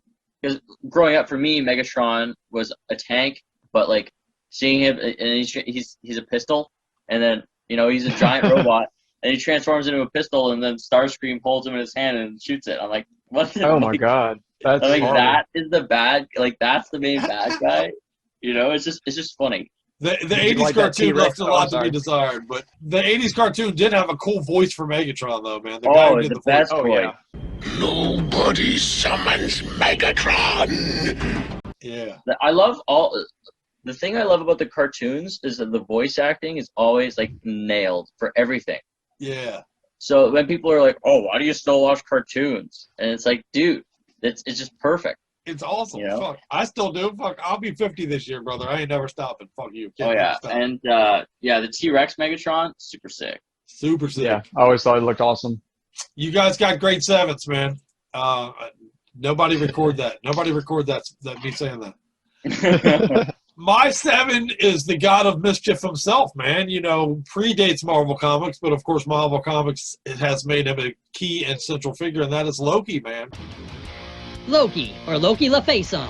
from Marvel Comics. His main superhero opponent is Thor. First comic book appearance, Journey into Mystery number 85, October of 1962. Loki is the birth son of the frost giant Laufey, the former king of the Jotunheim. Odin declared war and killed Laufey. When Odin saw Loki as a baby, he adopted him as his own. His species is Jotun, the frost giant, or a god. His main goal is to conquer and rule the whole of Asgard. Loki is a master manipulator and uses deceit, superhuman strength, durability, and cunning to achieve his goals. Also known for astral projection. His signature weapon is a sword that cuts, untangled, or immortal cursed beings. And magic. Weakness. For all his magic, Loki is physically weaker than most gods. Also overconfident and arrogant. Often his personal feelings, such as revenge, overshadow his better judgment. He sometimes can't control the creatures he summons. Created by Stan Lee, Jack Kirby, and Larry Lieber. Loki's claim to fame is he is the reason the Avengers were formed in the first place. Quote, "By the evil that doth sustain me, when freedom comes to Loki, then shall everlasting defeat come to the accursed Thor." From Odin's world, from the minds of Stan Lee and Jack Kirby themselves, brother. The comic legend names there, my friend. So, Oh yeah, Loki's sick. Loki's actually one of my favorite things, even just in mythology alone. Me too. Me too. I love the Loki story separate from comics, but also involved with it. So it's a win-win for me. An important part of the Thor universe, and for us comic nerds, the Avengers were formed specifically to take on Loki, in the movies and in the comics. Yeah, they did a great job with that. Yeah, very nice. Sure. And what's his And I like face? that how they're bringing him back in the show. That's gonna be amazing. Dude, I'm waiting. When I saw the preview, my jaw was just on the ground the whole time, dude. Like that thing is just sprinkled with secrets in there, dude. It's insane. He's a great Loki too, man. What the actor? Perfect.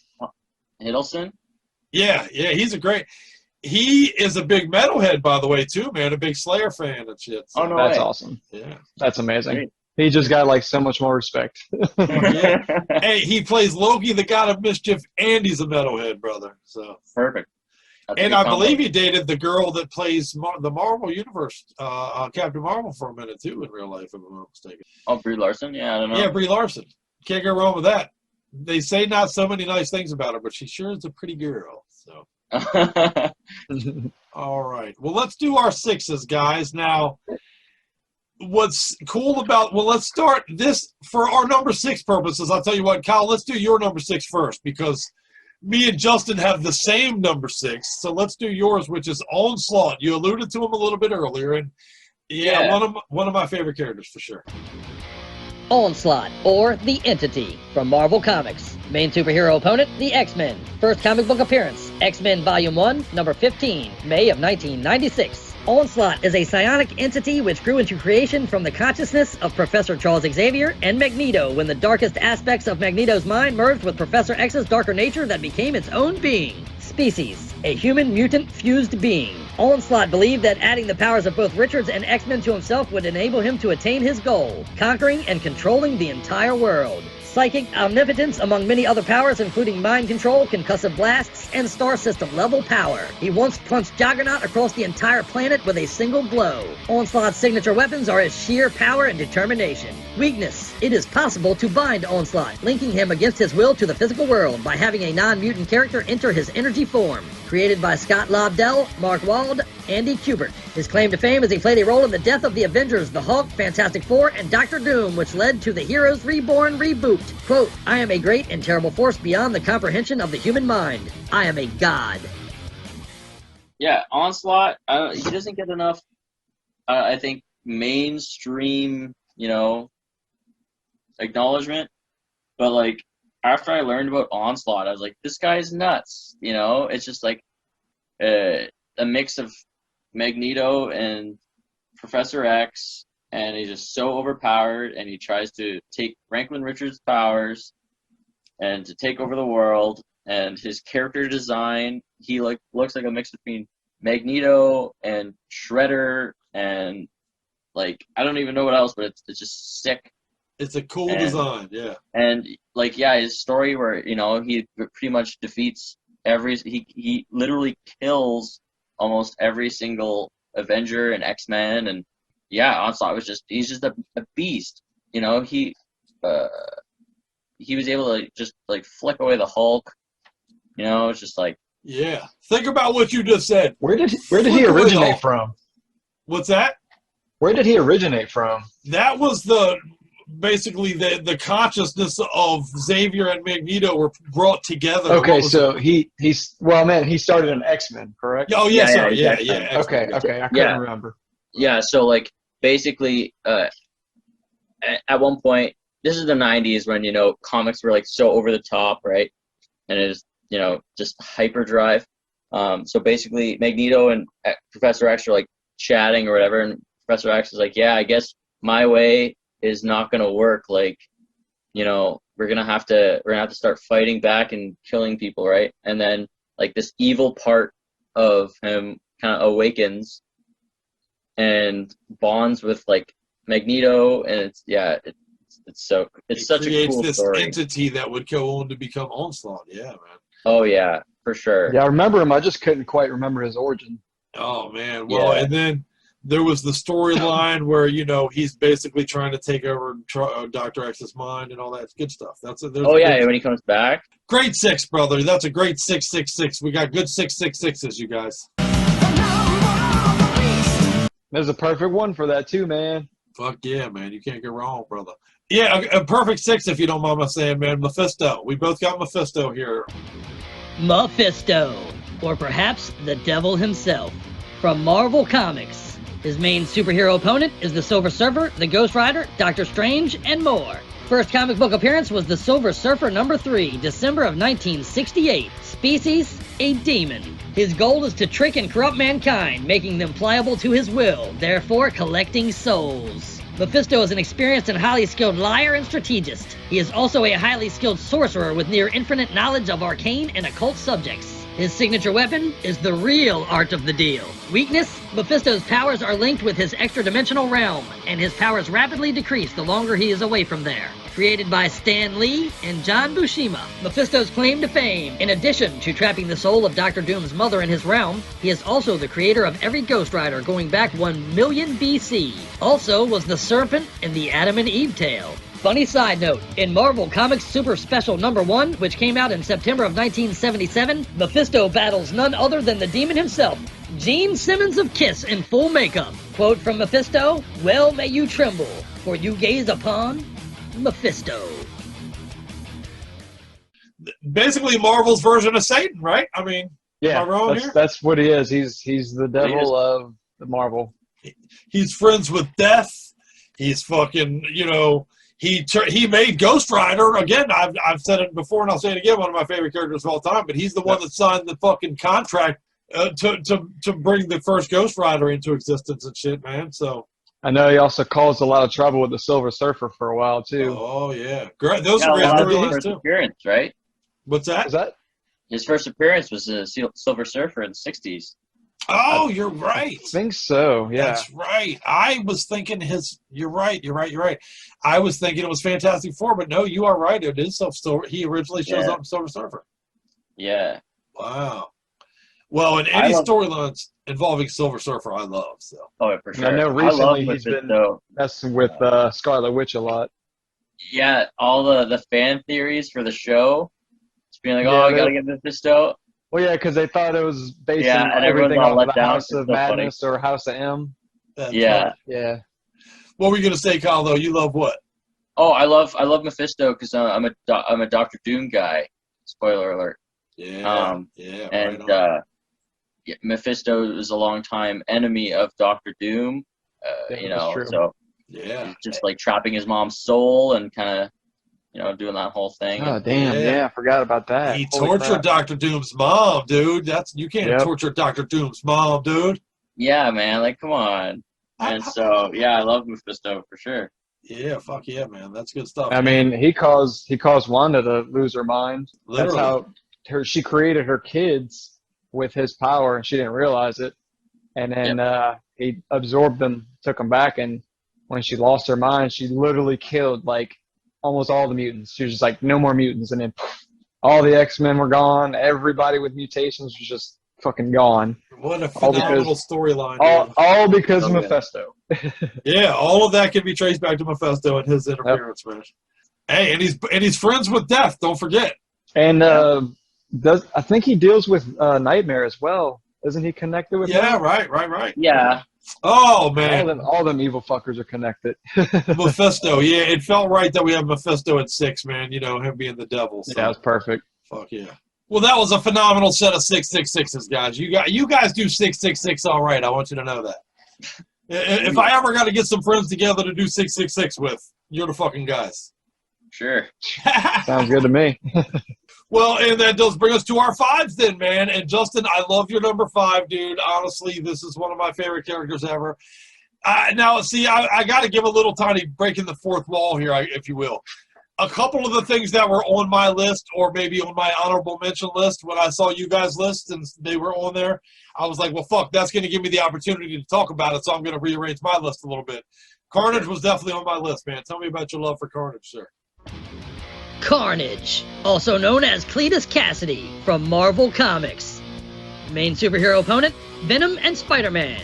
First comic book appearance, The Amazing Spider-Man number 361, April of 1992. Cletus Cassidy the Man is a psychopathic homicidal sadist turned serial killer even before being exposed to the symbiotic offspring of Eddie Brock's Venom suit in a shared Rikers Island prison cell. The madman and the symbiote formed into Carnage and became one of the deadliest criminals in the world. Species: man meets alien symbiote. Goal: maximum carnage. Cletus has bonded with the Clintar known as Carnage, which hides in his bloodstream until a cut opens up on Cletus's body, and that lets the symbiote manifest itself into Cletus's form, granting him a variety of abilities including regeneration, shapeshifting, immense strength, and more. Most notably, his ability to infect others with his madness. His signature weapon is his suit that can manifest weapons and also shoots webs as weapons or to travel like Spider-Man. His weakness is a sound vulnerability and can be hurt with loud noises as well as extreme heat. But Carnage's biggest weakness is definitely his mental instability, which clouds his judgment and leads to mindless rage. Created by David McElhaney and Mark Bagley, Carnage's claim to fame is he has defeated both Manwolf and Deadpool and once survived absorbing a bomb meant to wipe out all of humanity. Quote, "We're gonna paint the whole damn world red." Yeah, I was pretty obsessed with Carnage when I was a kid. My first thing coming across him as a kid was because, like I said, I'm a gamer more than a comic book collector. But I had Maximum Carnage for the Sega Genesis, and it looked phenomenal. He looked so awesome. He was just like towering over the city. Just you open up the case and the cartridge was all red, and just every time you come across him in the game, it's just menacing and like he's almost impossible to beat. And then as I started to look into him in the comics and stuff, he's just so fucking vile. And like even before, like just the symbiote itself is just so evil. And then he gets onto a serial killer that's already evil and crazy and out of his mind. So like that just added on top of it. And just the fact that like Venom is slightly scared of him shows how powerful he really is. Yeah. But I like just the fact that how like he's psychotic and like he's kind of not in control of himself. So like even when he starts going crazy, like even if he doesn't want to do it, he's doing it. Oh, when he takes over Doc Ock, dude, that was just absolutely amazing. That was one of the coolest fucking things I've ever seen happen. Like it just so creepy, man. It's just like he's eerie. It's almost like just that little creature you want to stomp because he's just so gross. That's a great storyline, dude. It's a great storyline. Oh yeah, I love it. Love it. It's evil meets evil, man. It's Cletus Cassidy, of course, is the dude, the killer himself that Carnage takes over, more or less. And, you know, if you get into his backstory, he's a fucking raunchy, just a horrifically piece of shit human being, you know. So it's the Can't wait to see that on screen. Yeah, right. Yeah, you never do. You know, his backstory involves torturing dogs and animals and burning down an orphanage. And I mean, like, he's a horrific human being. And then you add in this Carnage factor. Fuck. Yeah, and it's just chaos. Like it's unstoppable. Evil. Yeah. Pure evil, right on, man. That's like most of our list is pure evil. Yeah, what makes a good fucking villain? Pure fucking evil, brother. Pure evil. For no reason. Yeah, hey, think about this. Spider-Man makes a deal with Venom to fight Carnage. That's how fucked up Carnage is. Well, pretty much that's when Venom kind of turns around and starts to be more of a, not a hero, He's an kind of more like a anti-hero. Deadpool. Anti-hero, Yeah. Yeah, one of the most well-written characters too, if you don't mind my saying, dude. That's just a great character. You know, there could be a horror movie made about that character. Oh, easily. That would be awesome. Just that alone. Yeah. They could do a whole like background of before he even gets arrested, dude. Right, Like, that would be yeah. amazing. Yeah, the backstory and everything, man. Fuck yeah. Mm-hmm. Let Rob Zombie have it. See what he can do. Oh, yeah. shoot. Kyle, your number 5 is a particular favorite of mine as well, man. Tell me about Mr. Sinister.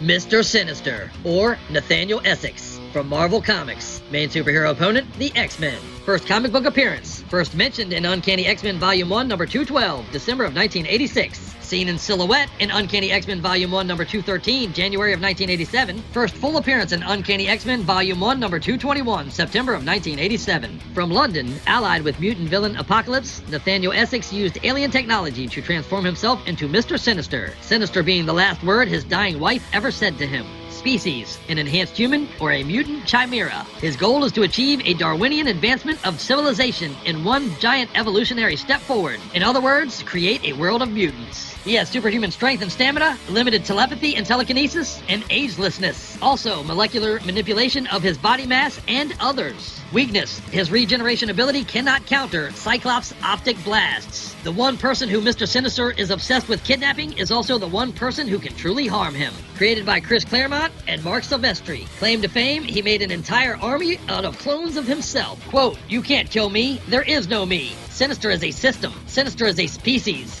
Everything is sinister." You know what drew me into him? I mean, initially was just the way he looks, like his character design. He looks evil, and I always thought that he just looked really cool. And obviously, like, got into Mr. Sinister through the '90s cartoon. I hate that. Other than the comics, there's only they teased him in 4 X-Men movies or 4 movies. Like, I love that you know that, by the way. I love you for that, brother. And they, especially in the Mutants movie they made, the New Mutants, and then you didn't see any Mr. Sinister at all. What a joke, man! I was just like, oh man, like that was why I watched the movie. Yeah, dude. That was why, so I could finally see him on the screen. There was so much promise there, dude. Yeah, and I just think, you know, he's super. Not only is he's super powerful, and he has all these cool abilities and like his regenerative healing and shoots lasers and whatever, but like it's just the living for a long period of time, scheming in the shadows, manipulating things, you know, like working in the concentration camps with Josef Mengele. He's just always in the right place at the right time, doing what he needs to get done to, you know, build his little empire. Super cool character. One underappreciated part of his character development even is exactly that. You know, it kind of fits to the Nazi mentality because his whole presence is a belief that, you know, genetic superior beings are supposed to rule the world and genetic inferior beings are supposed to be inferior. And that, you know. Survival of the fittest, for sure. Yeah, and for sure. Another thing, Mr. Sinister, without Mr. Sinister, there would be no Cable. There would be no Madison Pryor. I know I'm forgetting a couple others, but like, right. He was a big influence on a lot, mainly Cable, where people see because of the Deadpool movie and how popular Deadpool is. None of that would exist without Mr. Sinister. And that movie just touched on how cool of a character Cable is, by the way. That's a cool character. Scratched the surface. Yeah, I don't think it did enough justice to how cool Cable is. Cable is honestly one of my favorite characters ever of all time. Oh yeah, Mr. Sinister, created by Apocalypse, by the way. You know, important part of the storyline there. All right, my number 5 ties directly into my Silver Surfer love, man, and it's Galactus. Galactus, from Marvel Comics. Main superhero opponent, the Fantastic Four and the Silver Surfer. First comic book appearance, Fantastic Four, Volume 1, number 48, March of 1966. Seeing the universe that existed before the Big Bang collapsed, Galan was able to merge with the cosmic egg and survive, being reborn in the new universe as Galactus, Eater of Planets. Species, once was a Ta'an, now an immortal. Galactus seeks to bring life to all dead worlds in the universe as the Lifebringer and survive at all costs by consuming more and more worlds to satisfy his unyielding hunger as the Devourer. He has godly abilities of strength and speed and invulnerability combined with harnessing of the power cosmic, an immense pool of energy spread across the cosmos that he controls. It is the source of his godlike powers, which are nearly limitless. With the mastery of the elements, a unique weapon he wields is the ultimate nullifier, which he himself created as the last resort against powerful foes. Weakness. Arrogance is a big one, as Galactus has never even bothered to dodge a blow, considering himself too strong for evasive actions, but his biggest weakness is hunger. His near constant need to feed on planets often put him in a precarious situation of conserving power. Created by Stan Lee and Jack Kirby, his claim to fame, he once destroyed 3 solar systems with one blast and easily defeated Thanos. Even when the Titan's shield was up and ready to fight, and perhaps even more impressive, there was a storyline where Galactus once ate every single Twinkie on Earth. You heard me right. Quote, I am the hunger that dooms worlds. I am he who is beyond such frail concepts as good and evil. I am Galactus. I know Galactus gets a lot of love in the Fantastic Four genre, as it were, but my first exposure to Galactus was in the Silver Surfer comics. He's death, he's eternity, he's part of the origination of the universe, he's a world eater. He's got all these, emissaries that scour the universe to look for planets for him to literally fucking consume. Mhm. Galactus is an all-powerful fucking badass, dude. I love him. As a young dude, I was terrified by this character. Oh yeah, I had Galactus in my honorable mentions with a couple question marks, only because is Galactus really a villain? Because for me, More like a balancer, huh? he's just a cosmic entity that's provides balance. He's just doing his job. He's got as an Earthling, when he had his sights on our planet, he's a bad guy. For sure. He was, his first appearance or whatever against the Fantastic Four, he was definitely a villain.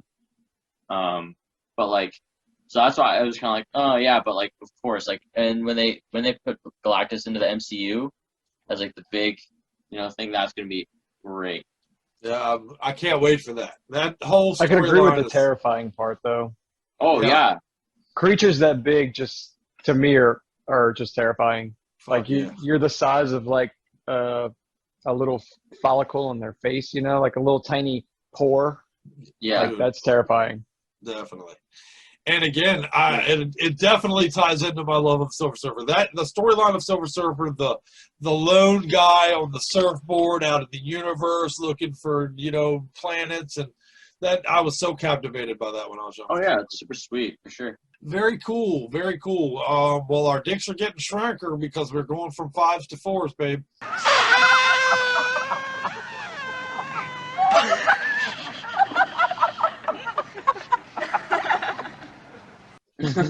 That must mean the Viagra's wearing off or something. But actually, you know what? Here's another instance where we're going to do your 4 first, Kyle, because me and Justin have the same 4.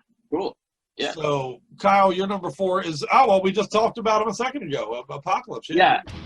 Apocalypse, or En Sabbat Nur, the Eternal One, from Marvel Comics. Main superhero opponent, the X-Men.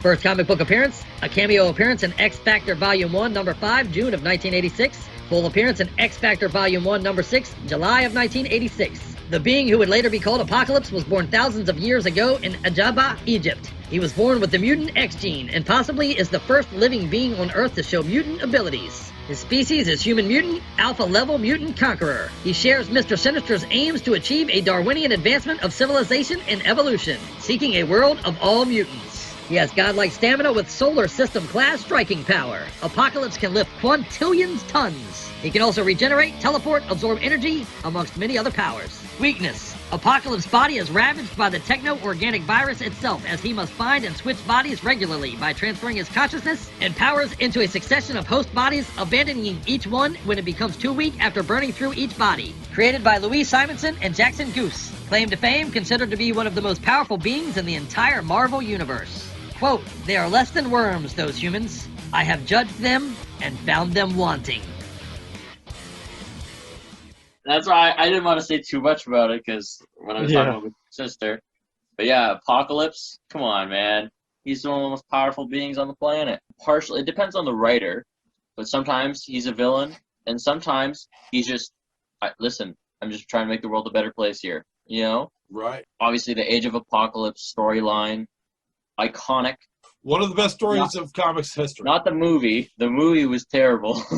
Oh, dude, that ending! What the hell was that? What were they thinking? Why was he just a normal sized man the whole movie? That, So dude, that weird. was just crap. So weird, dude. Yeah, there was a lot of problems with that movie. Well, and Yeah, Apocalypse it also exists. was a big believer in the, genetically superior beings. Darwinism. He kind of birthed that idea into Mr. Sinister even, that's very Yeah, much for sure. I've always been a really big science guy, and the whole Darwinism thing is super cool. Looking up, just the whole evolution and whatever. Obviously, he was really well done in the cartoons, which is really how I got into a lot of the stuff. Just as a kid, I am Apocalypse. Like, it was just so cool, and his name's Apocalypse. Like, Apocalypse, brother, yeah. Yeah. and just how he can. He never can be truly defeated. He's just like, all right, fine, I'll be back though, and Yeah, in a yeah, minute. he's a super cool character. He can do whatever he wants. He has all the powers. Dude, we have a Facebook page that we use for our interns to use for social media, and the name on it is Warren Worthington. Yeah, I remember you added me, and I only accepted it because I was like Warren Worthington the third. Yeah, brother, yeah. that has become kind of an all-encompassing Facebook page for our interns to use and update Perfect. things. And Warren Worthington, for those who do not know out there in comic book land, of course, was Angel, but Apocalypse turned him into Archangel. Yeah. Oh, so cool. With one of the coolest storylines ever, man. Yeah, it's an homage to that storyline that we created a Facebook character for our interns. That's Warren Worthington, directly Again, tied to the it was comic. horribly ruined in the movie. Yeah, it really was, man. What a shit job that was. Ugh. Yeah. I mean, everybody looked pretty cool, but the story was just crap. Yeah, story was It was shit. so bad. Story was shit. It was very As rushed. soon as they introduced Warren Worthington with the Four Horsemen playing, like the Metallica song, I'm like, oh no. Yeah, they're gonna ruin it. That was never Warren Worthington. He was always a pretty boy. Yeah, right. He's a fucking, right. Exactly right. Blonde hair, pretty boy. Right? And so it's just like, oh man. Yeah. They ruined Yeah, it. but Hopefully like they can fix it, but the wings looked cool for sure. well, Yeah. And no matter what the movies did, the comic stories to it are fucking ridiculous. Perfect. They're Yeah. so good. So good, man. The Apocalypse storyline, all of it, man. And people who, if you read the storylines, at one point he does shit with Wolverine, he does shit with the Hulk, he does it with Salabane and Sunfire, and so many characters. He interweaves into so many different cool stories, man. Oh, So many yeah. cool stuff. Very good. Well, let's leave the DC and Marvel universe for a moment, because me and Justin both have the same number 4, man. And the Spawn comics, for me, those were game changers. I was really very much a DC and Marvel guy for years and years. I read an occasional, mystery comic or horror comic type of a thing, but Spawn was the comic that said to me, dude, you are missing a universe of shit by only reading Marvel and DC, dude. There's so much other shit out here. Yeah, it's Spawn's vile. Spawn is vile. Everything about it And some of the is stories, just gross. there's nudity in the comics. There's Yeah. fucking... It's vulgar. It's probably one of the ridiculous most amount of vulgar vulgarity. comics I've read. Right. They didn't shy away from... I mean, there's even rape in the comics. There's rape scenes in the comics. It's a pretty balls-to-the-wall comic book. So when I heard they were turning it into a movie, which they did not do a very good job of, honestly, but I was They psyched looked great. about it. It looked great, but it Hey. just didn't execute. If there's a nod to the movie, I will make, though. The exception would be the character we're going to talk about right now, and that's Violator. Violator, or the Clown, also known as the Heart Surgeon from Image Comics. His main superhero opponent is Spawn. First comic book appearance, Spawn number 2, June of 1992. Violator is the eldest sibling of 5 demonic brothers known as the Fleabag Brothers. Born of a demon father and a human mother, his mother never survived the birth. After centuries, Violator would kill his father and proclaim himself the leader of the Fleabag Brothers. Species, Eternal Demon. Violator was sent to Earth in order to train the newest house Spawn, Al Simmons, currently known as Spawn. Among many powers, Violator can shapeshift, use energy manipulation, possess others, teleport, and even control time. His signature weapon is breathing fire. Weakness is jealousy of humanity. The Violator views mankind as pathetic and weak, and thus believes that a demon like himself, and not a worthless former human like Spawn, should lead the Devil's armies. Created by Todd McFarlane. His claim to fame is at one point he possessed thousands of New Yorkers and marked them all with clown paint and M's on their faces to show they are part of his army. Quote, holy herpy, he's gone, and he did it to himself, the doofus. I thought John Leguizamo, I love John Leguizamo, by the way. Oh, But I perfect. thought he did a good Yeah. job with Violator in the movie. I thought it was amazing. Like he really looked great, and the sense of humor like just came off perfect. Had to I mean, be it wasn't as vile as in the comics. Obviously, they can't go that far because Right. the stuff they say in the comics is just the stuff he said and did is just sick. It's just horrific. yeah, it's just horrible. Like but then when he just transformed into his demon, like I fell in love with it. I was like, oh my god, because at first I hated the Violator, like just seeing this gross, short, little, fat shit. midget clown, like just so nasty and gross and vile. But then as soon as he changed and his jaw just like broke and like stretched out, I was like, oh fuck! And it just that demon, dude. Like I love the way it looks. Like I was obsessed with it as a kid. I used to try to draw it all the time. I had the figure. It was like a whole like 10-foot figure. I mean, not a 10-inch figure. That thing was just, it was amazing. Like he's just. We keep saying we got some vile characters on here, but this is probably the most gross and vile one we have on the list. Yeah, if you go 'Cause, like, by the just things that they say. Yeah, he just jokes about like he makes jokes about rape. Like that's just how vile he is, you know? Yeah. Like, Oh, he makes jokes about what he's going to do to Spawn's grandmother's dead orifice in hell, and I mean, it's like Yep. that, brother. He don't fuck around. The Violator is exactly that, the Violator, man. He don't fuck around at all. He's a despicable And character. I want to say he's the firstborn of one of the devil's spawns or whatever. Right. Or I can't remember what the devil's called in Spawn. Malbolgia. I know he's one of the first Spawn. He's one of the ones that his job is to groom the Spawns and to fucking keep them in line and to teach them what they're supposed to do and, you know, basically pave the way for the return of the end of the world, to the apocalypse, you know. Yeah. Violator strives for the apocalypse. First appeared in Spawn #1, May 1992, brother. That's an old character, my friend. That brings us to the threes, man. You know, I'm slowing down as we go because I want to keep talking about comic books with you fucking guys all night, man. I can't help it. I love this shit. Does this make us nerds, man? We're officially metal nerds, though, at this point, aren't we? Oh, proudly. Yeah, me too, Oh yeah, brother. that's been my entire life. Hey, fuck it, man. You know, that used to mean you didn't get none. Now it means you get all of it. What's your favorite superhero? Superman. Superman. Really? Oh my god. Superman. That's what's up. Damn. I like your Superman undies. Oh, do you? Yeah. You're gonna love what's underneath that then. Anyway, so let's go to your number 3, Mr. Justin, sir. By the way, I failed to say this earlier, but Justin's a new dad, by the way. Congratulations to you, my friend. I know it's been a while now, but we haven't talked in a while, so. But well, let's talk more video. I'm sorry, more villains, my friend. Related to your pick of Carnage earlier, I knew if you had Carnage on your list, Venom wasn't far behind. So let's talk some Venom, sir. Venom, or Eddie Brock, Anti-Venom, or Toxin. From Marvel Comics. Main superhero opponent, Spider-Man. First comic book appearance as the alien costume in The Amazing Spider-Man number 252, May 1984, and as Venom in The Amazing Spider-Man number 299, April of 1988. Edward Charles Allen Brock, a disgraced former reporter, more famously known as Venom after being infected by an alien symbiote in the form of a Spider-Man-looking suit, is an anti-hero from Marvel Comics. He is a former Spider-Man villain, but has since moved on to a life of vigilantism. The symbiote is from Gore's unnamed planet. His species is man underneath of alien symbiote suit. Venom was originally bent on revenge of Spider-Man.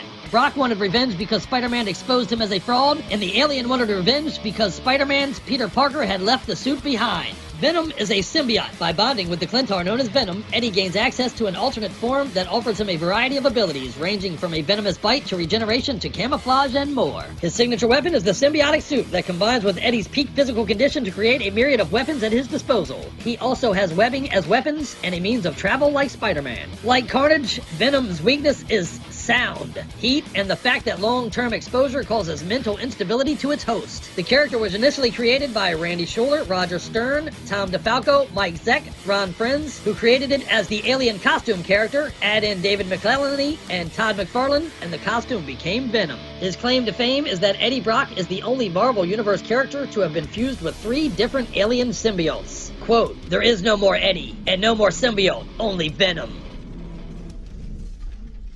Yeah, Venom's actually been my obsession for the longest time.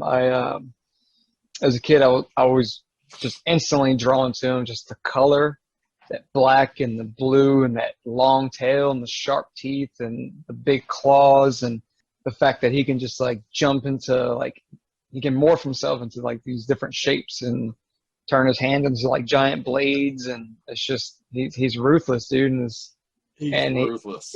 He really is, and the only reason he even sided with Peter Parker was to stop Carnage, because he knew how bad the other symbiotes were. He knew they were way worse than him. Venom really was just kind of there to have fun. Like he was a villain, but like we said earlier, more of like an anti-hero, you know. But I enjoyed him so much when they first brought him in. It just like. Because I want to say when they originally brought him in, it was Peter that originally got the symbiote on him first. Right, that's right. And then to fight it off. Yeah, he got it off of him, and then Eddie Brock got hit with it, which just took off, which I thought that was amazing. Eddie Brock's my favorite version of Venom, which I know Venom's gotten on to other people, but to me, just Eddie Brock's Venom is just hands down the best. People think I'm crazy, which I still haven't seen the movie. I want to watch it, but I was kind of waiting for the hype to die down.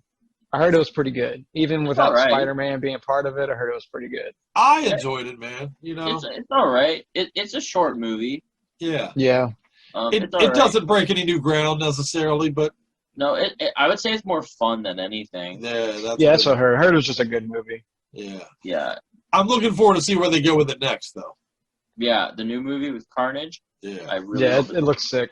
Yeah, I hope it's going to be insane. Fuck yeah. I mean, Woody Harrelson playing Carnage is going to be just pretty sick. He does good being a psycho. Yeah, I love Woody Harrelson. Yeah, I can't wait to see that. Just the small scene we've seen of him is already just pretty sick. I can't wait to see it. Yeah, it's going to be awesome. For sure. Venom is a classic fucking bad guy, dude. Yeah, Venom and Carnage. This guy right here. That's my favorite version. Yeah, there you go. Get him in there. I almost had those guys on my list, but it's thankfully you did, so I was able to put other people in there for us to talk about. Yeah, I almost left him off just because, like, he's not quite a villain. Like I said, he's especially in the news stories, right? Right. Yeah, no, in the news stories, he's straight hero. I mean, he's the one that warns everybody about Null because he's fucking terrified. Like, he knows Null is going to kill them all. And just to see Venom terrified, like, to me, that's just like, whoa. Like, if Venom's scared, that's something serious. Like, that takes a lot to scare Venom. Because, I mean, he's pretty much fear incarnate.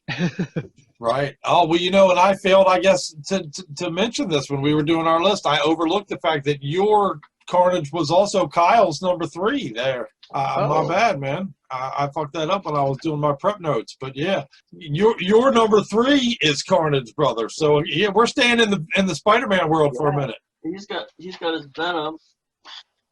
Got my Carnage. Oh, dude. That is so sick. That is sick. Yeah, I love it, man. Carnage was like, as a kid, Spider-Man, and Hulk and Wolverine, right? Like, those were like my 3. But Carnage was like the first one. I was like, this is the perfect villain. From that cartoon show, the voice acting and the way that, he just, like you had said about Venom. So like, creepy. And oh, man, so good. He just goes around killing people for fun. Mm-hmm. And he laughs about it. Yeah, he laughs about it. It's all, it's just like... Oh, more like cackles.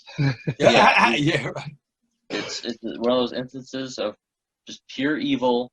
And the Maximum Carnage storyline that they recently did, or Absolute Carnage, sorry, that they did last summer, I think, or 2 summers ago.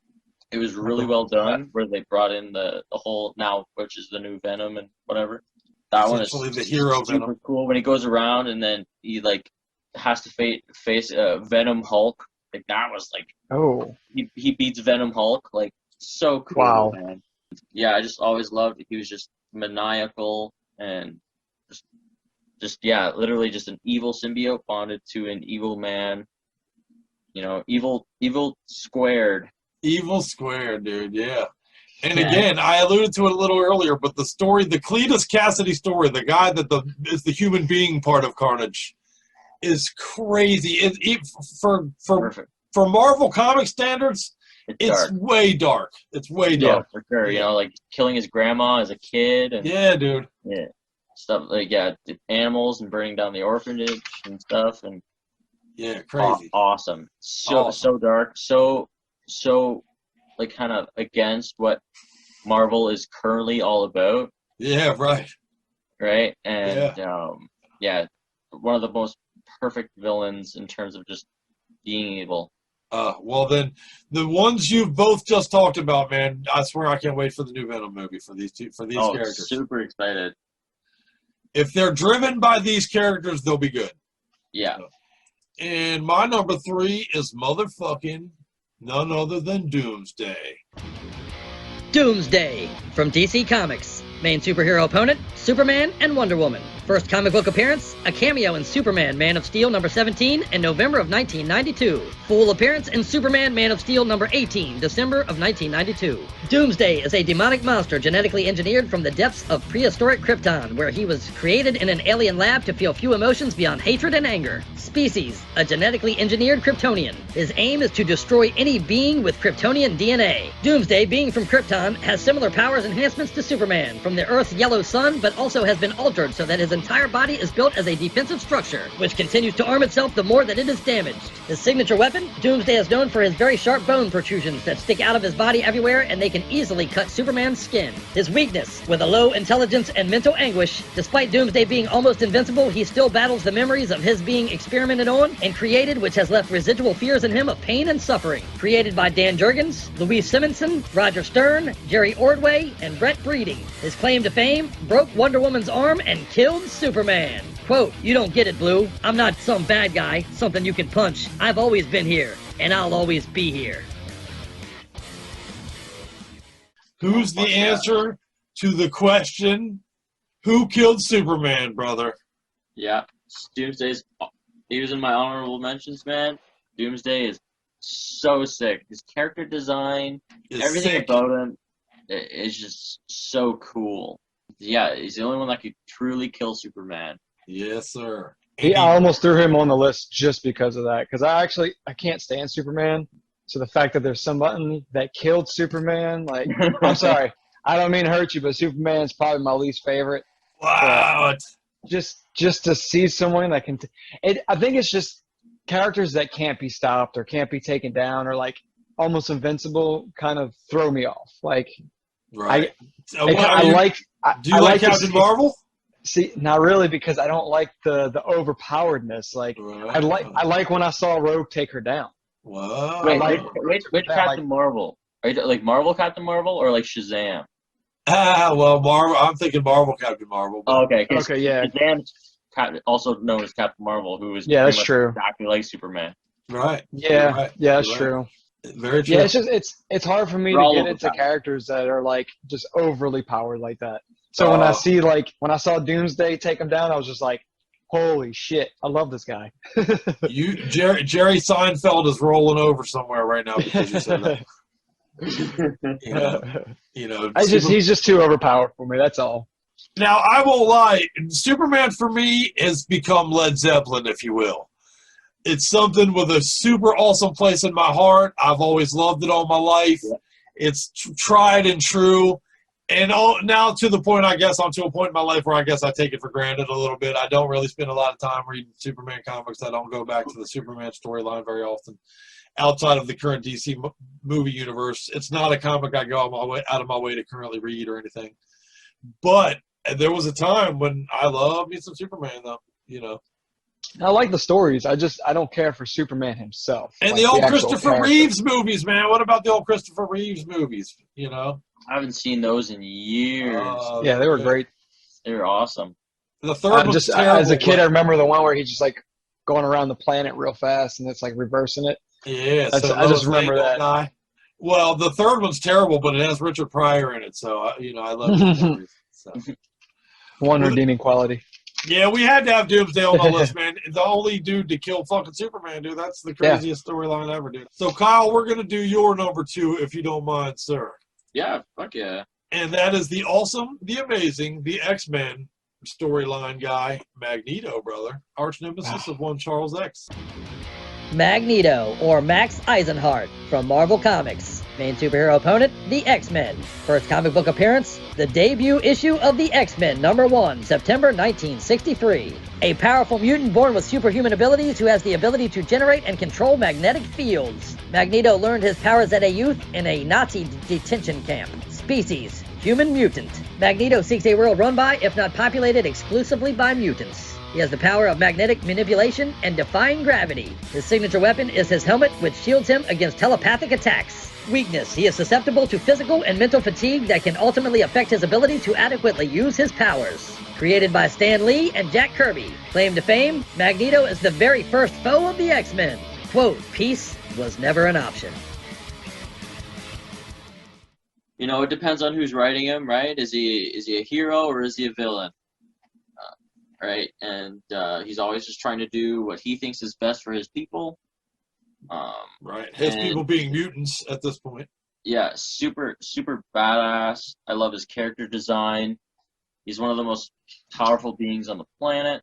The scene, I forget what the story's called, but when he rips the adamantium out of Wolverine, so sick. Sick, brother. Yeah, that was insane. He's just so powerful and so cool, and I find that like in the 80s and 90s, they were able to write him so well because their style of writing was just different back then, where it was able to be more edgy and more political, right? And like, because he's supposed to represent Malcolm X, right? Right. We'll always be persecuted. We have to fight back. We have to assert our dominance. And I think the way, just from a political standpoint, the way that he was written as a character in a lot of stories, obviously Chris Claremont mastered it, was just phenomenal. And like, he's just, an iconic villain that will, no matter what, will just stand the test of time, I think. For sure. Well, and again, you touched on it. His background story it's the thickest, most rich, almost including good guys. I mean, it goes back to the Nazi concentration camps. It goes back to he has very much lived a life that now as a mutant. I've seen what you do to people that are different to you. See, I've seen how you treat people who are different. Mutant from Nazi Germany. Like the guy knows persecution. You know what I mean? Right. And it's a sympathetic character in so many ways, man. For sure. It's very relatable to a lot of people.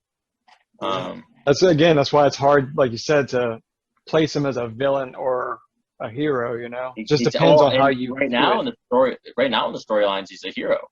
Like in Dawn of X, and I think Jonathan Hickman's writing it. He's they did X of Swords and stuff, and he's a hero. Well, they love to do that turnaround. There's an old saying in comics, as you I'm sure both know, that characters never die, and eventually a bad guy's going to be doing something good for you. You know what I mean? That's how that story should go. I can't wait, because you know what? Because he's so good right now, he's going to have a fall from grace. He's going to drop back down, and it's going to be spectacular. It's going to be spectacular. Yeah. Sure. Truly. I could not agree more. I think Magneto is one of the definitely more interesting characters in comics history, in my opinion, for sure. Oh, for sure. Easily. My number 2, man, I will confess a huge love for Captain America. I was on board. I was a younger guy, man. Like I say, I predate you guys by a whole bunch of years. But Captain America was a big, big deal in the 80s. The comics were. And Red Skull, there was no more scary comic book bad guy when I was a kid than Red Skull, man. Red Skull, or Johann Schmidt from Marvel Comics. Main superhero opponent, Captain America. First comic book appearance, Captain America, Comics number 7, October 1941. Red Skull, also known as Johann Schmidt, is the former leader of Hydra and Captain America's greatest foe. He is a brilliant scientist who fought his way through the Nazi ranks to become close with Adolf Hitler himself. After testing an imperfect super soldier serum on himself, Schmidt became the awful Red Skull. Species, an enhanced human. Red Skull seeks to cripple America and see Hydra secretly run the world. He has peak human strength, speed, and stamina, telepathy, and astral projection, among many other powers.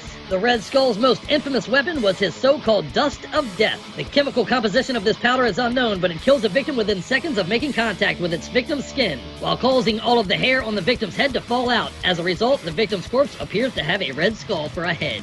Weakness: exposed cartilage. The Red Skull used a knife to peel the skin, cartilage, and fat from his head, leaving only the muscle tissue. Also, he is a psychopath. Due to his unusual childhood, the Red Skull developed psychopathic tendencies, which at first he chose to hide from his trainers. Created by Jack Kirby and Joe Simon. His claim to fame is Red Skull's iconic face as one of the most recognizable superhero villains in comic book history. Quote, "I damn you, Captain America, for what you are. We are deadly opposites, you and I."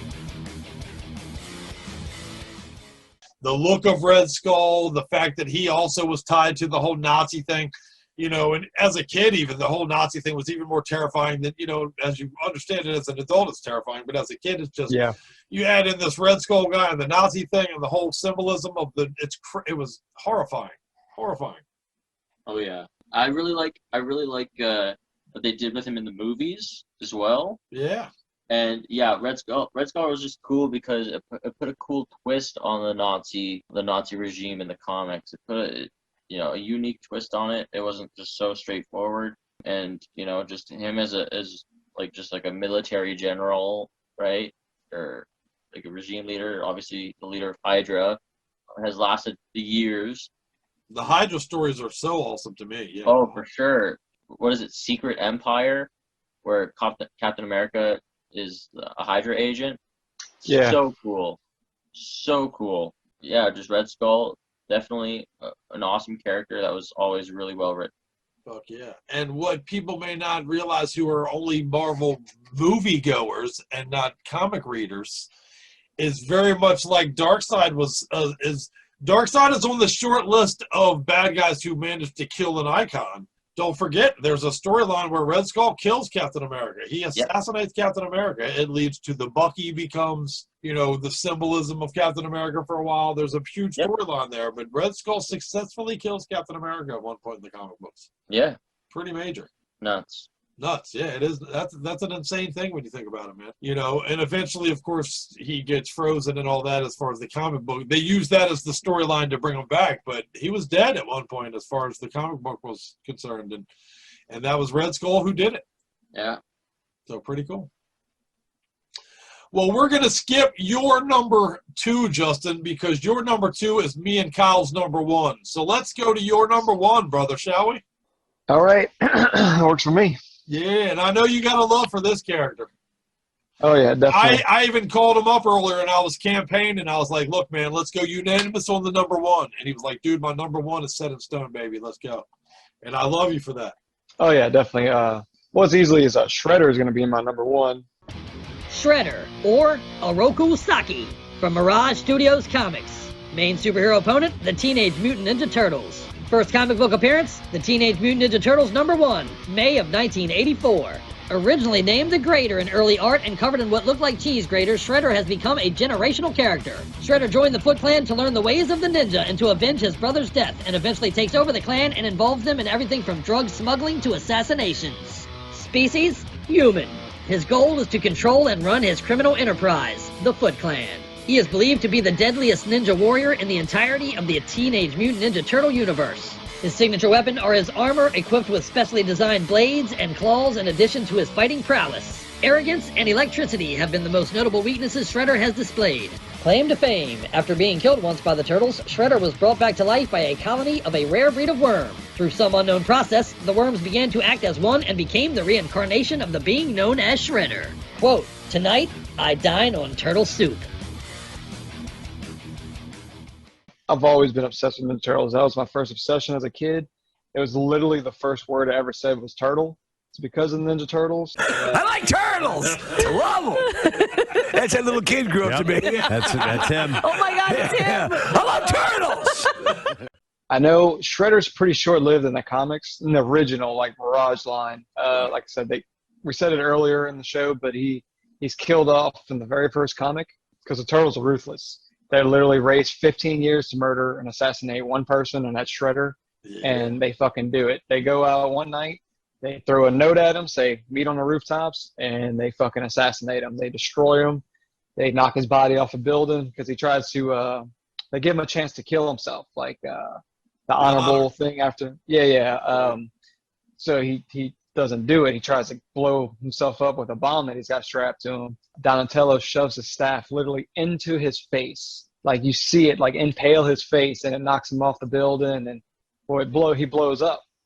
So when they find him, all they find is just, like, his arm. And they just toss it in the trash can like he's trash, like he's nothing. And That's what he first deserves. comic. Yep, first comic. Well, they decided to kill him off first comic because they didn't think they were going to make another one. It was just two guys making a comic, just random. And so eventually later on down the line, what happened is they took the body parts of Shredder that they found and they tried to recreate them. And it caused to make a bunch of like zombified Shredders that the Turtles had to fight. And it's funny because a lot of people don't even know any of that ever happened because, in the cartoons, Shredder was a joke in the cartoons. Like, I love that you do, though, man. I love you, bro. Yeah. Oh, dude. They literally, like I said, they murdered him the first comic. There's been things that happens later on because there's a lot of time travel and all that shit that happens in the Turtles. But first time they ever come across him, they fuck him up. Dude, even some of the zombie storylines are fucking pretty fucked up. That shit. Oh yeah, it's crazy because it's literally him like being just cloned, but they're failed. So it's like they're falling apart. But some of them are like super strong. Some of them are just like weird, like zombie and skeleton. Well, they're all crazy and fucked up. Yeah. Yeah, it gets insane. He was pretty damn ruthless, and in some of the other comics, he'd last a long time because obviously they make him more of a main villain. Right. But They he's eventually literally successfully bring him back, right? Mhm. yeah, but he's still he's just more famous because of the cartoons, really. Whereas in the comics, sure. he was just more the first villain they dealt with. Right. Because then after, And like I then- said, Karai steps in. Yeah, and the movies, like the original movies. The original movie, the first one, Yeah. was almost exactly how it happened in the comics. They added a little bit more with Casey Jones and April O'Neil because they hadn't met April or Casey at that point. April doesn't come in until issue 2. I think Casey's like issue 4. But like shit happens fast in the Turtle world. Like they deal with Shredder in the first comic, then it's like the Foot Clan for 2 issues, and then all of a sudden they're dealing with extraterrestrial life. They're dealing with the Triceratons and shit like that. So like they're up in space like super quick, and a lot of people don't realize that because the cartoons for like 6 seasons they were just in the city dealing with Shredder and stopping him from going to Dimension X, whereas like they go to Dimension X super fucking quick in the comics. Like it all happens really fast. So like Shredder isn't really that important within the original comics. Right. Just the fact that he was like the first stepping stone for the Turtles. It was their first kill. To me, he was important because he was pretty much what created the Turtles to become like the heroes they were. Because after they stopped him, they were out in the city. Because before then, they stayed on the ground for 15 years. First time they came out was the murder, and they did it. I just love that. I just thought that was amazing. I thought it was perfect to set up the whole line. Well, that story needs a rated R movie is what it needs. Definitely. That's what I feel. But until Nickelodeon's done, they got this one more movie coming out. And if it doesn't do well, I think they're going to sell. Because their last show that they did was like Tales of the Teenage Mutant Ninja Turtles. And it was crap. Yeah, it was bad. It was not received massacred. well. Yeah, that's a shame. No. Dude, it's so bad that they don't even have the toys in Walmart. A storied and loved franchise that's currently in a bit of flames. They Yep, recently it's- did the Batman and Ninja Turtles crossover. That was great. pretty good. Yeah, that movie was good. Yeah. I didn't watch that. That was actually the second comic they did, and it did so well that they made the animated movie for it. Because what it is, it's the Turtles helping Batman fight like his villains. So they did Oh, like Joker and Bane and shit like that. No shit. But they recently did a TMNT and Power Ranger crossover comic. Yes, where I the forgot Turtles. about that. Yeah, actually, I have one of the comics here. They're versus Power Rangers. Yeah. Yeah, My oldest son is a Power Ranger freak. I never got into the Power Rangers myself, but my older brother likes the Power Rangers, but like I was just out of that age range. Right. Yeah, my oldest son loved him some Power Rangers, boy. Well, I got this too. This is a good comic line. It's only 5 issues. It's Shredders in Hell.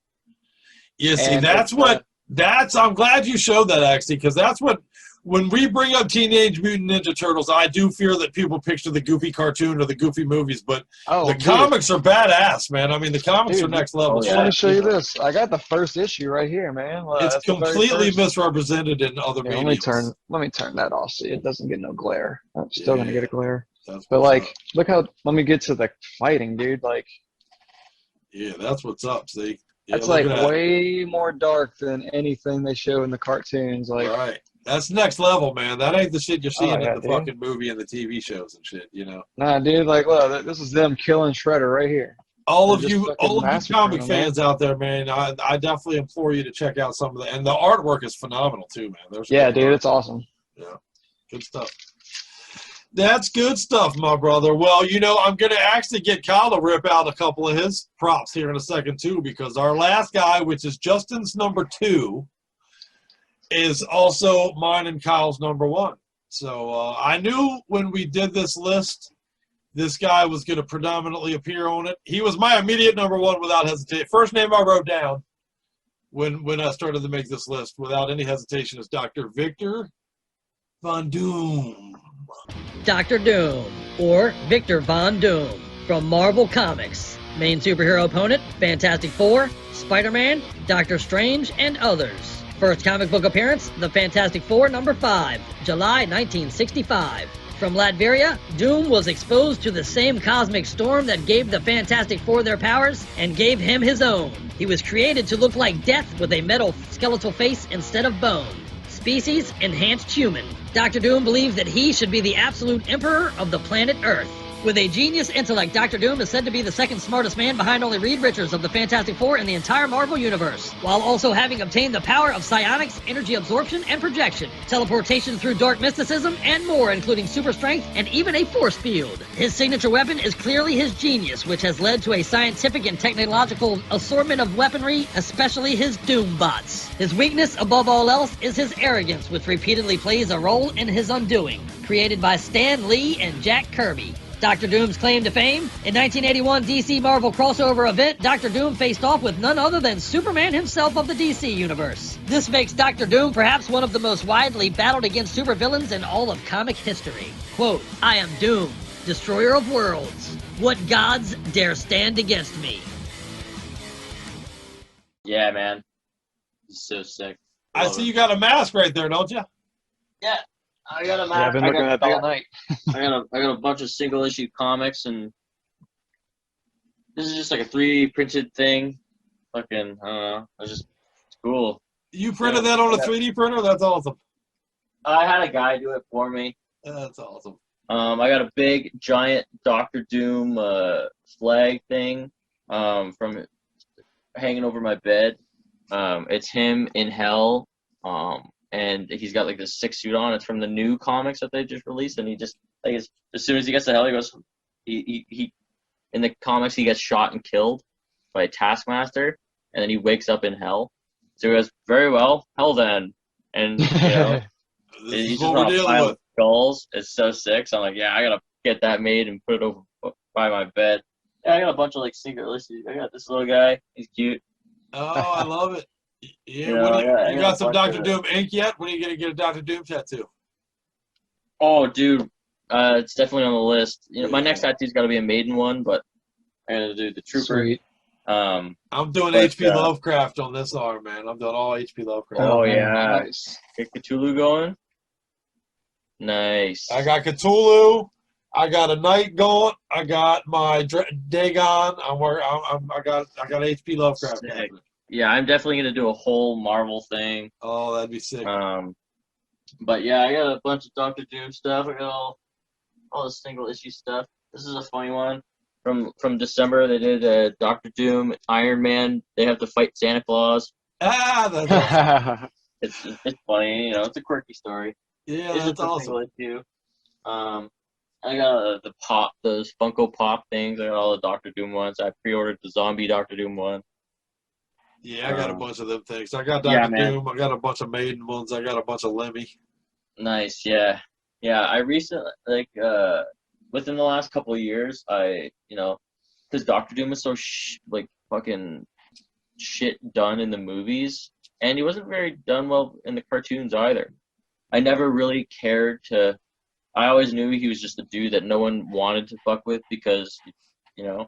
But then They gotta flesh out that character. Yeah, man, he's a great character. After looking into the whole backstory of him, just being a gypsy and his mom dying, and then his dad dying, and then just learning sorcery and science, and we talked about our love of smart bad guys. Fucking dude's a genius. That dude's fucking. Yeah, I don't know. They recently changed the rankings of the smart people in Marvel. He was him, Reed Richards, and Valeria, Reed Richards' daughter. Whose fun fact, Doctor Doom names her because of Doctor Doom's first or whatever girlfriend. But they were always tied for number one, depending on who was writing. Yeah, I just always loved. He's literally just a mix of Iron Man, Reed Richards, and Doctor Strange, but evil. But evil. Yeah. And there's so many times in a lot of storylines where he does good things, and he, obviously he's the ruler of Latveria, his country, and his people love him, despite him being a ruthless dictator. His people genuinely love him. He's good to his people for the most part. He just constantly wants ultimate power, and I think the way his character is written, for me, I just really, it just for someone really clicked with me, of just sacrificing everything to obtain a goal. You know what I mean? Right. And that's Dr. Doom right there, brother. That mask remains iconic to this day, though. I mean, you can't make it better. You can't. It's just phenomenal. Phenomenal. Yeah. I love the character design. There's something about the character design, because I mean, he was the inspiration for Darth Vader. That's insane. I was gonna say that actually. I was gonna close our segment with that, but yeah, he was literally the inspiration for Darth Vader. How much cooler can you be than that? So obviously the guy stands on his own, but yeah, he has a lot of really well written stories that he's a part of, and he has a lot of cool stories where he's a good guy, like the infamous Iron Man story, where he takes over Iron Man after Tony Stark dies and stuff, and then he always finds a way to just get back down evil, and it's just always perfect. Oh yeah. Yeah, love Doctor Doom for sure. He's been my phone background for years. Oh yeah. I think he's my Facebook header too for some reason. I thought it was funny. Yeah, fuck yeah, dude. That's good shit. I was told that Dr. Doom would be your number one when I was talking about you doing the list with me, and I was like, well, he's number one too. So. Bennett, probably his first words, he's just gonna say Dr. Doom. Yeah, he said, he's gonna talk about Dr. Doom for 2 hours, and I'm glad you did too. I love it. Yeah. Well, let me ask you this. Both of you, why can't they make a fucking movie around this goddamn? This character's phenomenal. Why can't they? This is such great ground for a Fantastic Four, man. I know. It's something with that whole group of characters. They messed them all up, dude. They messed up the Silver Surfer. They messed up the whole Four group. I mean, they looked cool in the first movie.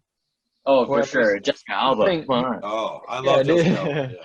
I mean, they looked great in the movie, but it was just so bad. The story was weak. Yeah. Shit, I like Michael Chiklis. I used to love that show, The Shield, so I'm a big Michael Chiklis guy, But the cast they had was great. Right, it was a great cast. I love the cast. I agree. But the movie was just terrible. They just let it go, the writing wasn't there. And they ruined Dr. Doom on that one. Yeah, I think Doom because he's not. People just say because he first appeared in Fantastic Four, he just kind of was a Fantastic Four villain. But he's just a Marvel villain. Right. There was in the '80s Spider-Man cartoons. Well, and he goes against Spider-Man in a lot of comics too. He shows up in a lot of Spider-Man comics. Spider-Man, And X-Men. also in the 1994 Spider-Man, when they do the little Secret Wars part of that Avengers, cartoon. right? The Secret Wars, right? In the 90s Hulk cartoon, he was a big villain in that, I'm pretty Yep, sure. that's true. Or maybe it was the 80s, Yeah, no, I he don't know. was. I Well, think he was in the Hulk comics too at some point. So Yeah, he's in the Hulk comics. right. He's a villain of everyone. Yeah. Magneto versus Doctor Doom. There's so many different comics about that where they kind of like play a game of chess with the world type thing, or like, all right, well, let's see who can conquer the world. Right. Um, Battle of Wits. Yeah. That would be an yeah. awesome movie. Yeah, and Yeah, like, it would. oh, Dude, it'd be so I think they cool. should make a There's a lot of Silver Surfer and Doctor Doom crossover in the comics. Oh, for sure. Like when he steals the surfboard, right? Like that's Right. like Yeah. That storyline. Tell me how that storyline wouldn't be a fantastic movie. it would be perfect. It'd And be a lot of it, perfect. you don't even have to include the Fantastic Four. Yeah, No, not at right. all. That's what I'm saying. Fuck the Fantastic Four then. Like Leave them it's out. just the quest for cosmic power, Dude. right? Right. It would be great. And They could make that movie and then like lead it into the Fantastic Four showing up at the end, like in the spaceship or something. In that movie with rumors that Galactus is coming. Yeah. Yeah. That would be awesome. Phenomenal, Like, man. A lot of people did say they different hinted options. at Fantastic Four and WandaVision. Yeah, with Reed Richards. Well, no, because they said something about when the snap happened. They said some of their astronauts were in space and they got snapped out and then they came back, but they never mentioned who it was. They just talked about it one time. Yeah. But I have a feeling that was just a little nod to them. Because, I mean, why would they talk about astronauts disappearing and then there'd be no reason to put that in there? I don't know. Who's shaping up to be the Wishful bad guy thinking. for this Falcon and the Winter Soldier? Baron Zemo. What's Well, that? that's the obvious villain, but I think they're Right. gonna build somebody up. Yeah, they gotta build somebody up. But for me, especially after what happened with WandaVision, because I'm one of those guys that goes down the rabbit holes and does the conspiracies. I love the conspiracy. I get hyped on it, but I don't get let down if it doesn't happen. Yeah, oh yeah, no, I was I kinda enjoy let for down what with the they last give us. episode, just because I feel like it was just there wasn't a lot of closure for me. Like, why did I don't want to spoil anything for anyone who's Yeah, watching. yeah. Well, catch I up think on your that- comic stuff, people. After that, it's like, okay, Marvel's always just gonna go with the basic thing. So they'll probably at the end maybe bring someone else in, but I think Baron Zemo's just gonna. Okay, well, who would you want them to bring in? Oh, That yeah. could work What? in Yeah, that what? show. If you I've had got a little theory in my head. if you had your choice, who would you want them to bring in? Me? I don't know. I don't know Oh, too okay. much. I don't know because they have Well, like both the of you, Falcon- both of you. They have the Falcon and Winter Soldier like comics. Right. Yeah. They're like old, right? Right. Yeah, from back in the day. But I don't really know anything about them. See, I think I think- Cable even might show up in them if I'm not mistaken. Bro. I think it would be really cool if they did like MODOK or Arnim Zola. I think that could be really cool. I know they already did Arnim Zola in the Captain America, I think number 2 the Winter Soldier movie. Right. But I think if they brought him back, I think that could be really cool. But Oh, I want to know what your theory is, Justin. What's your theory, brother? I don't know villain-wise, but I think we're gonna get some sneak peeks at some X-Men. We might get a little, just a sprinkle of them talking about not Wolverine, but the project. Yeah. Like them the Weapon X working on. program. Yeah, the Weapon the X I think program, I think that's gonna get brought up, and then Omega Red is supposed to be like a Russian thing, Mhm. but I could totally see them bringing in Omega Red because think about it. In the comics, they made Omega Red to try to bring back the Soviet Union. I could see Baron trying to create his own super soldier to bring back Sokovia, and then just use Omega Red that way. I like it. I'd love to see Omega Red show up. That could be really cool. Yeah. Well, that's I would love that. the first episode. We don't know who that is. Right. Exactly. Huh. And then, like, it'd be perfect because they deal with super soldier stuff here, and that's what Omega Red is. Yep. Yeah. So, and if you're gonna, and they've already announced the reboot for X-Men, it's gonna be the mutants, and which I love that because Me it's too. not about just the X-Men; it's about all mutants. Right. They're not Yeah. covering. It's not X-Men's just Xavier's team. Okay, I want to know about everybody. So I love there's talk of more Deadpool crossover stuff going on in the future too. So yeah, supposedly they said they're going to start using Deadpool as the cameo instead of Stan Lee now, since Stan Lee's gone. Really? No kidding. I did not hear that. And but that's cool. that's just the thing I've been reading online. Yeah, they said they might start I've read using something like Deadpool.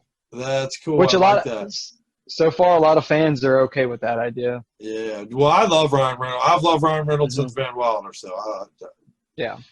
Dude, I'll even forgive him for the Green Hornet because I love him so much. Yeah. So, I mean the Green Lantern. Excuse me, the Green Lantern. Yeah, I know you meant. Yeah. Although the Green Hornet was just as bad with Seth Rogen.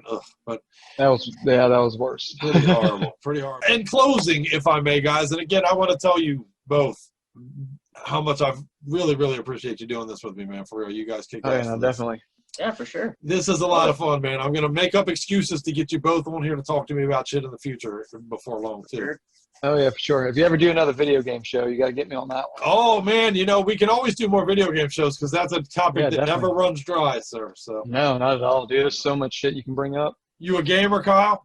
Not much. I always I get my focus is off, so I can never actually finish a game. Yeah, dude. Yeah. I'm too busy working on this show and talking to you metalheads to play games. I haven't played in a while. Yeah, but playing if you're hanging out with friends, playing like Mario Kart and Super Smash Brothers and FIFA, whatever. Hey, I used to play some golf. I used to like golf. Oh yeah, nice. Yeah, man.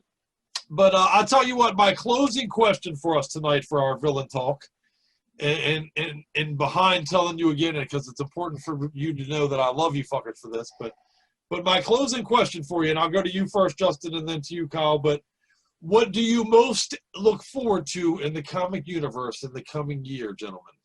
What is the thing, whether it could be a movie, it could be a comic, it could be maybe a cartoon, if it's something to do with the development of the Marvel Universe, whatever it is. I hear they're making a new Spawn that Todd McFarlane is behind. What is it that you most anticipate as comic book nerds? For me right now, I'm super into like the Last Ronin, the Turtle comic line that's going right now, and then there's been 3 of those already, right? 3 of the new. Well, the third one comes out in May. It's estimated to come out early May. What's the run on that? What's the expected run of those? I'm not sure. I'll have to look into that. It's got to cover at least 5 issues for sure if they're going to cover all the deaths in it. But so far, I mean, the comic itself, it was pretty long. It's a bit thicker than an average comic. I would say it's about double size, Yeah, I'm real into that. And then The Walking Dead has been re-releasing their comics all in color. And for some reason, I like the original comics, but just seeing it in color looks so much better. That's a comic demanding color. Well, the cool thing is they're re-releasing it every 2 weeks like they did originally. So it's going to take me 8 fucking years to collect them all again. But to me, it's awesome. I can't wait. Like they're about up to issue like 11 or 12 right now. So it's like I'm rereading it again, but to me, it feels new because just seeing it in color, it's like a new comic to me, and it's awesome. Just like I feel like it brings more life to it, and I prefer the stories in the comics over the show. The show's great, but the comics are just way better. But that's definitely my 2 big right there. And show-wise, the MCU's got me pretty hyped up after WandaVision. Like I'm pretty hyped for all that. Yeah. So it's really a tie between all that. Looking forward to it. It's amazing how much you can still do with zombies and it never gets old, right? I mean, there are 10 seasons of The Walking Dead. There's Fear the Walking Dead. Dude, that Train to Busan, I thought that movie was ridiculously insane. Movie. Yeah, I think they're making another one, actually. There's 2 now, yeah. So the second one is phenomenal as well, my friend. That director... Awesome. I'm going to have to go watch that. That director's crazy good. Crazy good. Sick. Very good stuff. Very good stuff. Well, what about you, Kyle? What are you most looking forward to, sir? Well, yeah, I'm a big Doctor Doom guy, so I think it's in April or May or something. There's a couple of different things going on. Fantastic Four, Doctor Doom is getting married to a mystery woman, so I think it's going to be victorious. That would be cool. But I just like reading about Doctor Doom, so I'm excited for that. And also, another Doctor Doom thing is in April or May. For some reason, he's going to be joining the Guardians of the Galaxy. What? Yeah, that's fucking cool. Yeah, for some reason, don't know why, don't know anything about it. I'll totally read that. Oh yeah, I'll be there. Hey, let's yeah, talk about that when that happens. I need somebody to talk about with that. Oh, for sure, I love the yeah. Guardians. So I'm definitely gonna be reading that. And yeah, like right now, WandaVision was amazing, perfectly done. After that first episode of Falcon Winter Soldier, Oh, dude, the first yes. episode. Fuck, I need to watch it. I haven't watched Oh, it. dude, Shit. it's phenomenal. I heard it was like a movie. Yeah. Oh, dude, it's phenomenal. I like both of those actors quite a bit too, man. They're good. I'm actually gonna watch that when we're done they're here. great in their roles. Yeah. Did y'all see that commercial that he's in on the Xbox? Yeah. Where they revealed the fucking dude that Thor was fighting with on the gamer tag. Yeah, that's good shit. Oh, okay. In game, they revealed the guy working at like GameStop or some shit is New the guy that Battle Thor was. 69? Yeah, that's good shit. He's been in other Marvel movies, so he's been around the whole time. Oh, that's funny. Yeah, it's pretty awesome. Shit. So yeah, I'm excited for the MCU stuff. That Loki show is gonna be great. Oh, and I'm so excited apparently about Owen that. Wilson's in it, so if I hear him go, wow, that'd be If he doesn't, dude, they wasted his casting. Like, exactly. you cast him to get the wow. Oh man, I feel like wow. It's like I come over. It's like I don't know what to expect. Dude, I love Owen Wilson. I'm sorry, I do. I always will. I always have. I always will. Yeah. Oh yeah, I have man. a feeling he's only going to be in one episode, though. Yeah. I feel like he's only being used for promotion. Yeah, probably, but still, it's gonna be funny. I can't wait for Loki. Yeah, that's on my excited list. I do think the Black Widow movie is going to be pretty good. Yeah, I'm excited about it. Scarlett Johansson, baby. Oh yeah. Some people think Omega Red might get introduced there. Oh, really? That'd be because they think what's his name? The Red Room. Yeah, well, because the Red Room's because the Red Room's going to be in this movie, and that's where Omega Red was created. Right. And they think that the Red Guardian's going to get either he's going to sacrifice himself or he's going to get captured somehow and get turned into Omega Red. Whoa. That's just a theory. Just a theory. I like it. I like these theories. I'm excited to see Taskmaster. Yeah, right. Me too. I've been waiting to see his ass in something. Yeah, me too. I'm excited about that too. Cool. I'm excited for the Moon Knight show because Moon Knight's cool. He's just dude, I totally forgot about that. Yeah, me too. Shit, I'm getting all hyped up again. Fuck yeah, I'm excited about that. Dude, I'm excited for the Spawn movie. I know. I hear it's going to play like a horror movie, which I think would be very kind of true to the comic feel to me. Exactly. The comic read like a horror comic in a lot of ways. So, and it's Todd McFarlane's writing it. So. Well, they need to make it to where you feel uncomfortable watching certain parts. Exactly right. Exactly right. It's got to be to where it's like, I think I'm going to turn this off. But at the same time, it's like, I got to keep watching. Yeah, I can't stop watching. Because that's what the comics did. Right. The comics made you want to close the book, but at the same time turn that page. Right. Like, oh, I got to see what's happening, but holy shit. Dude, yeah, and Todd McFarlane is writing the screenplay himself this time. So yeah, I think it's going to be good. That gives me optimism. I'm like I said earlier, I'm excited for the new Blade as well. Oh yeah, me too. Sick. Yeah. And the guy they have playing Blade is a great actor. He's a phenomenal actor. Great in Luke Cage. Yeah. Yeah, he was. Yeah, he was in the most recent True Detective season, right? Isn't that the same guy? He was good. I never watched that. I don't know. I haven't seen it. Dude, watch True Detective. Yeah, he's great. All three seasons. Really the first season's the best one, but they're all great in my opinion. Well, fuck me. I guess that brings us to the end of our gosh darn breakdown of the greatest comic book villains of all times with my metal friends. You guys rock for doing this with me, man, for real. Anytime. Yeah, definitely. Very much kick ass, man. Is there any closing words you want to impart with on our Metal-O-Maniacs out there for the comic book nerds, or did we hit all the bases? Are we good? Thanks for having me. Fuck yeah, brother. Yeah, I definitely appreciate it. Kyle, tell everybody how to. Well, I know you got new music coming, right? And it's comic related, even, isn't it? Yeah, my next. So this weekend we're finishing up the recordings of Invicta's second full-length record. Every song is written about my favorite villains, and music and lyrics are both inspired by the villains and the stories. Some songs follow the story. I try to write it as if it was like a soundtrack.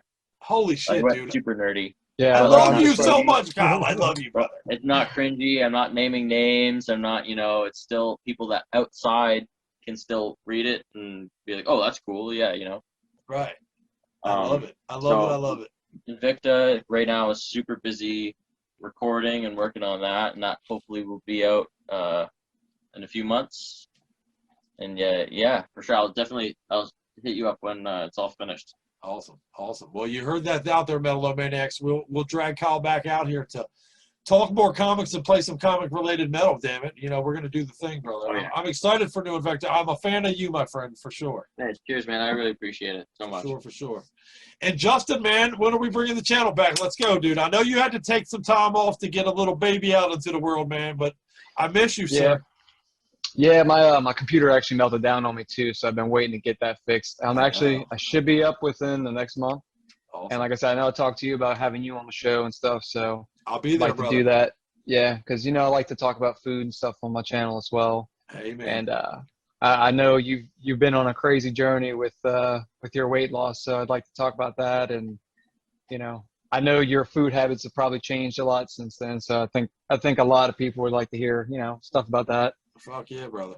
I'll break it down. So, hey, if I'm talking to you, I don't care what we're talking about, man. I'll be there. Yeah, definitely. And like I said, I just about a month and I should be back up. Okay. And like the channel used to be Sir Spoot, but I decided to change it. It's the Scuot Scoop. The Scuot Scoop. I like it. I thought it had a good little ring to it because I kind of want to bring a little bit of like news with like video gaming to it and all that and stuff like that. So. Good shit. Yeah, I'm excited to get back into it. It's been almost 2 years now, so I'm ready to jump back in. Well, Scully still makes a fucking mac and cheese recipe she learned from you guys, man. So let's go. I still use the goldfish, huh? Damn right, man. Let's go. Come on. Hell yeah. I don't need that shit no more, man. I don't need no fucking mac and cheese no more. But hey, she loves it. So. Well, since I'm from Louisiana, I'm gonna be doing a lot of Cajun cooking in the next couple videos I do. Now we're talking. Yeah, so. I want to bring some good cooking to everybody. I love it. Well, then, see, there you go, Metal-O-Maniacs. Support badassery, and these are my friends who do badassery with us here at Metal-O-Mania, man. You guys fucking rock, dude. I'll make sure we share all y'all's information and make it easier for you to be followed, but I will follow you both into the fucking battle, my friends. You guys are warrior pals of mine. Cheers. Thanks so much, man. Thank you, guys. Oh, yeah, dude. Appreciate it.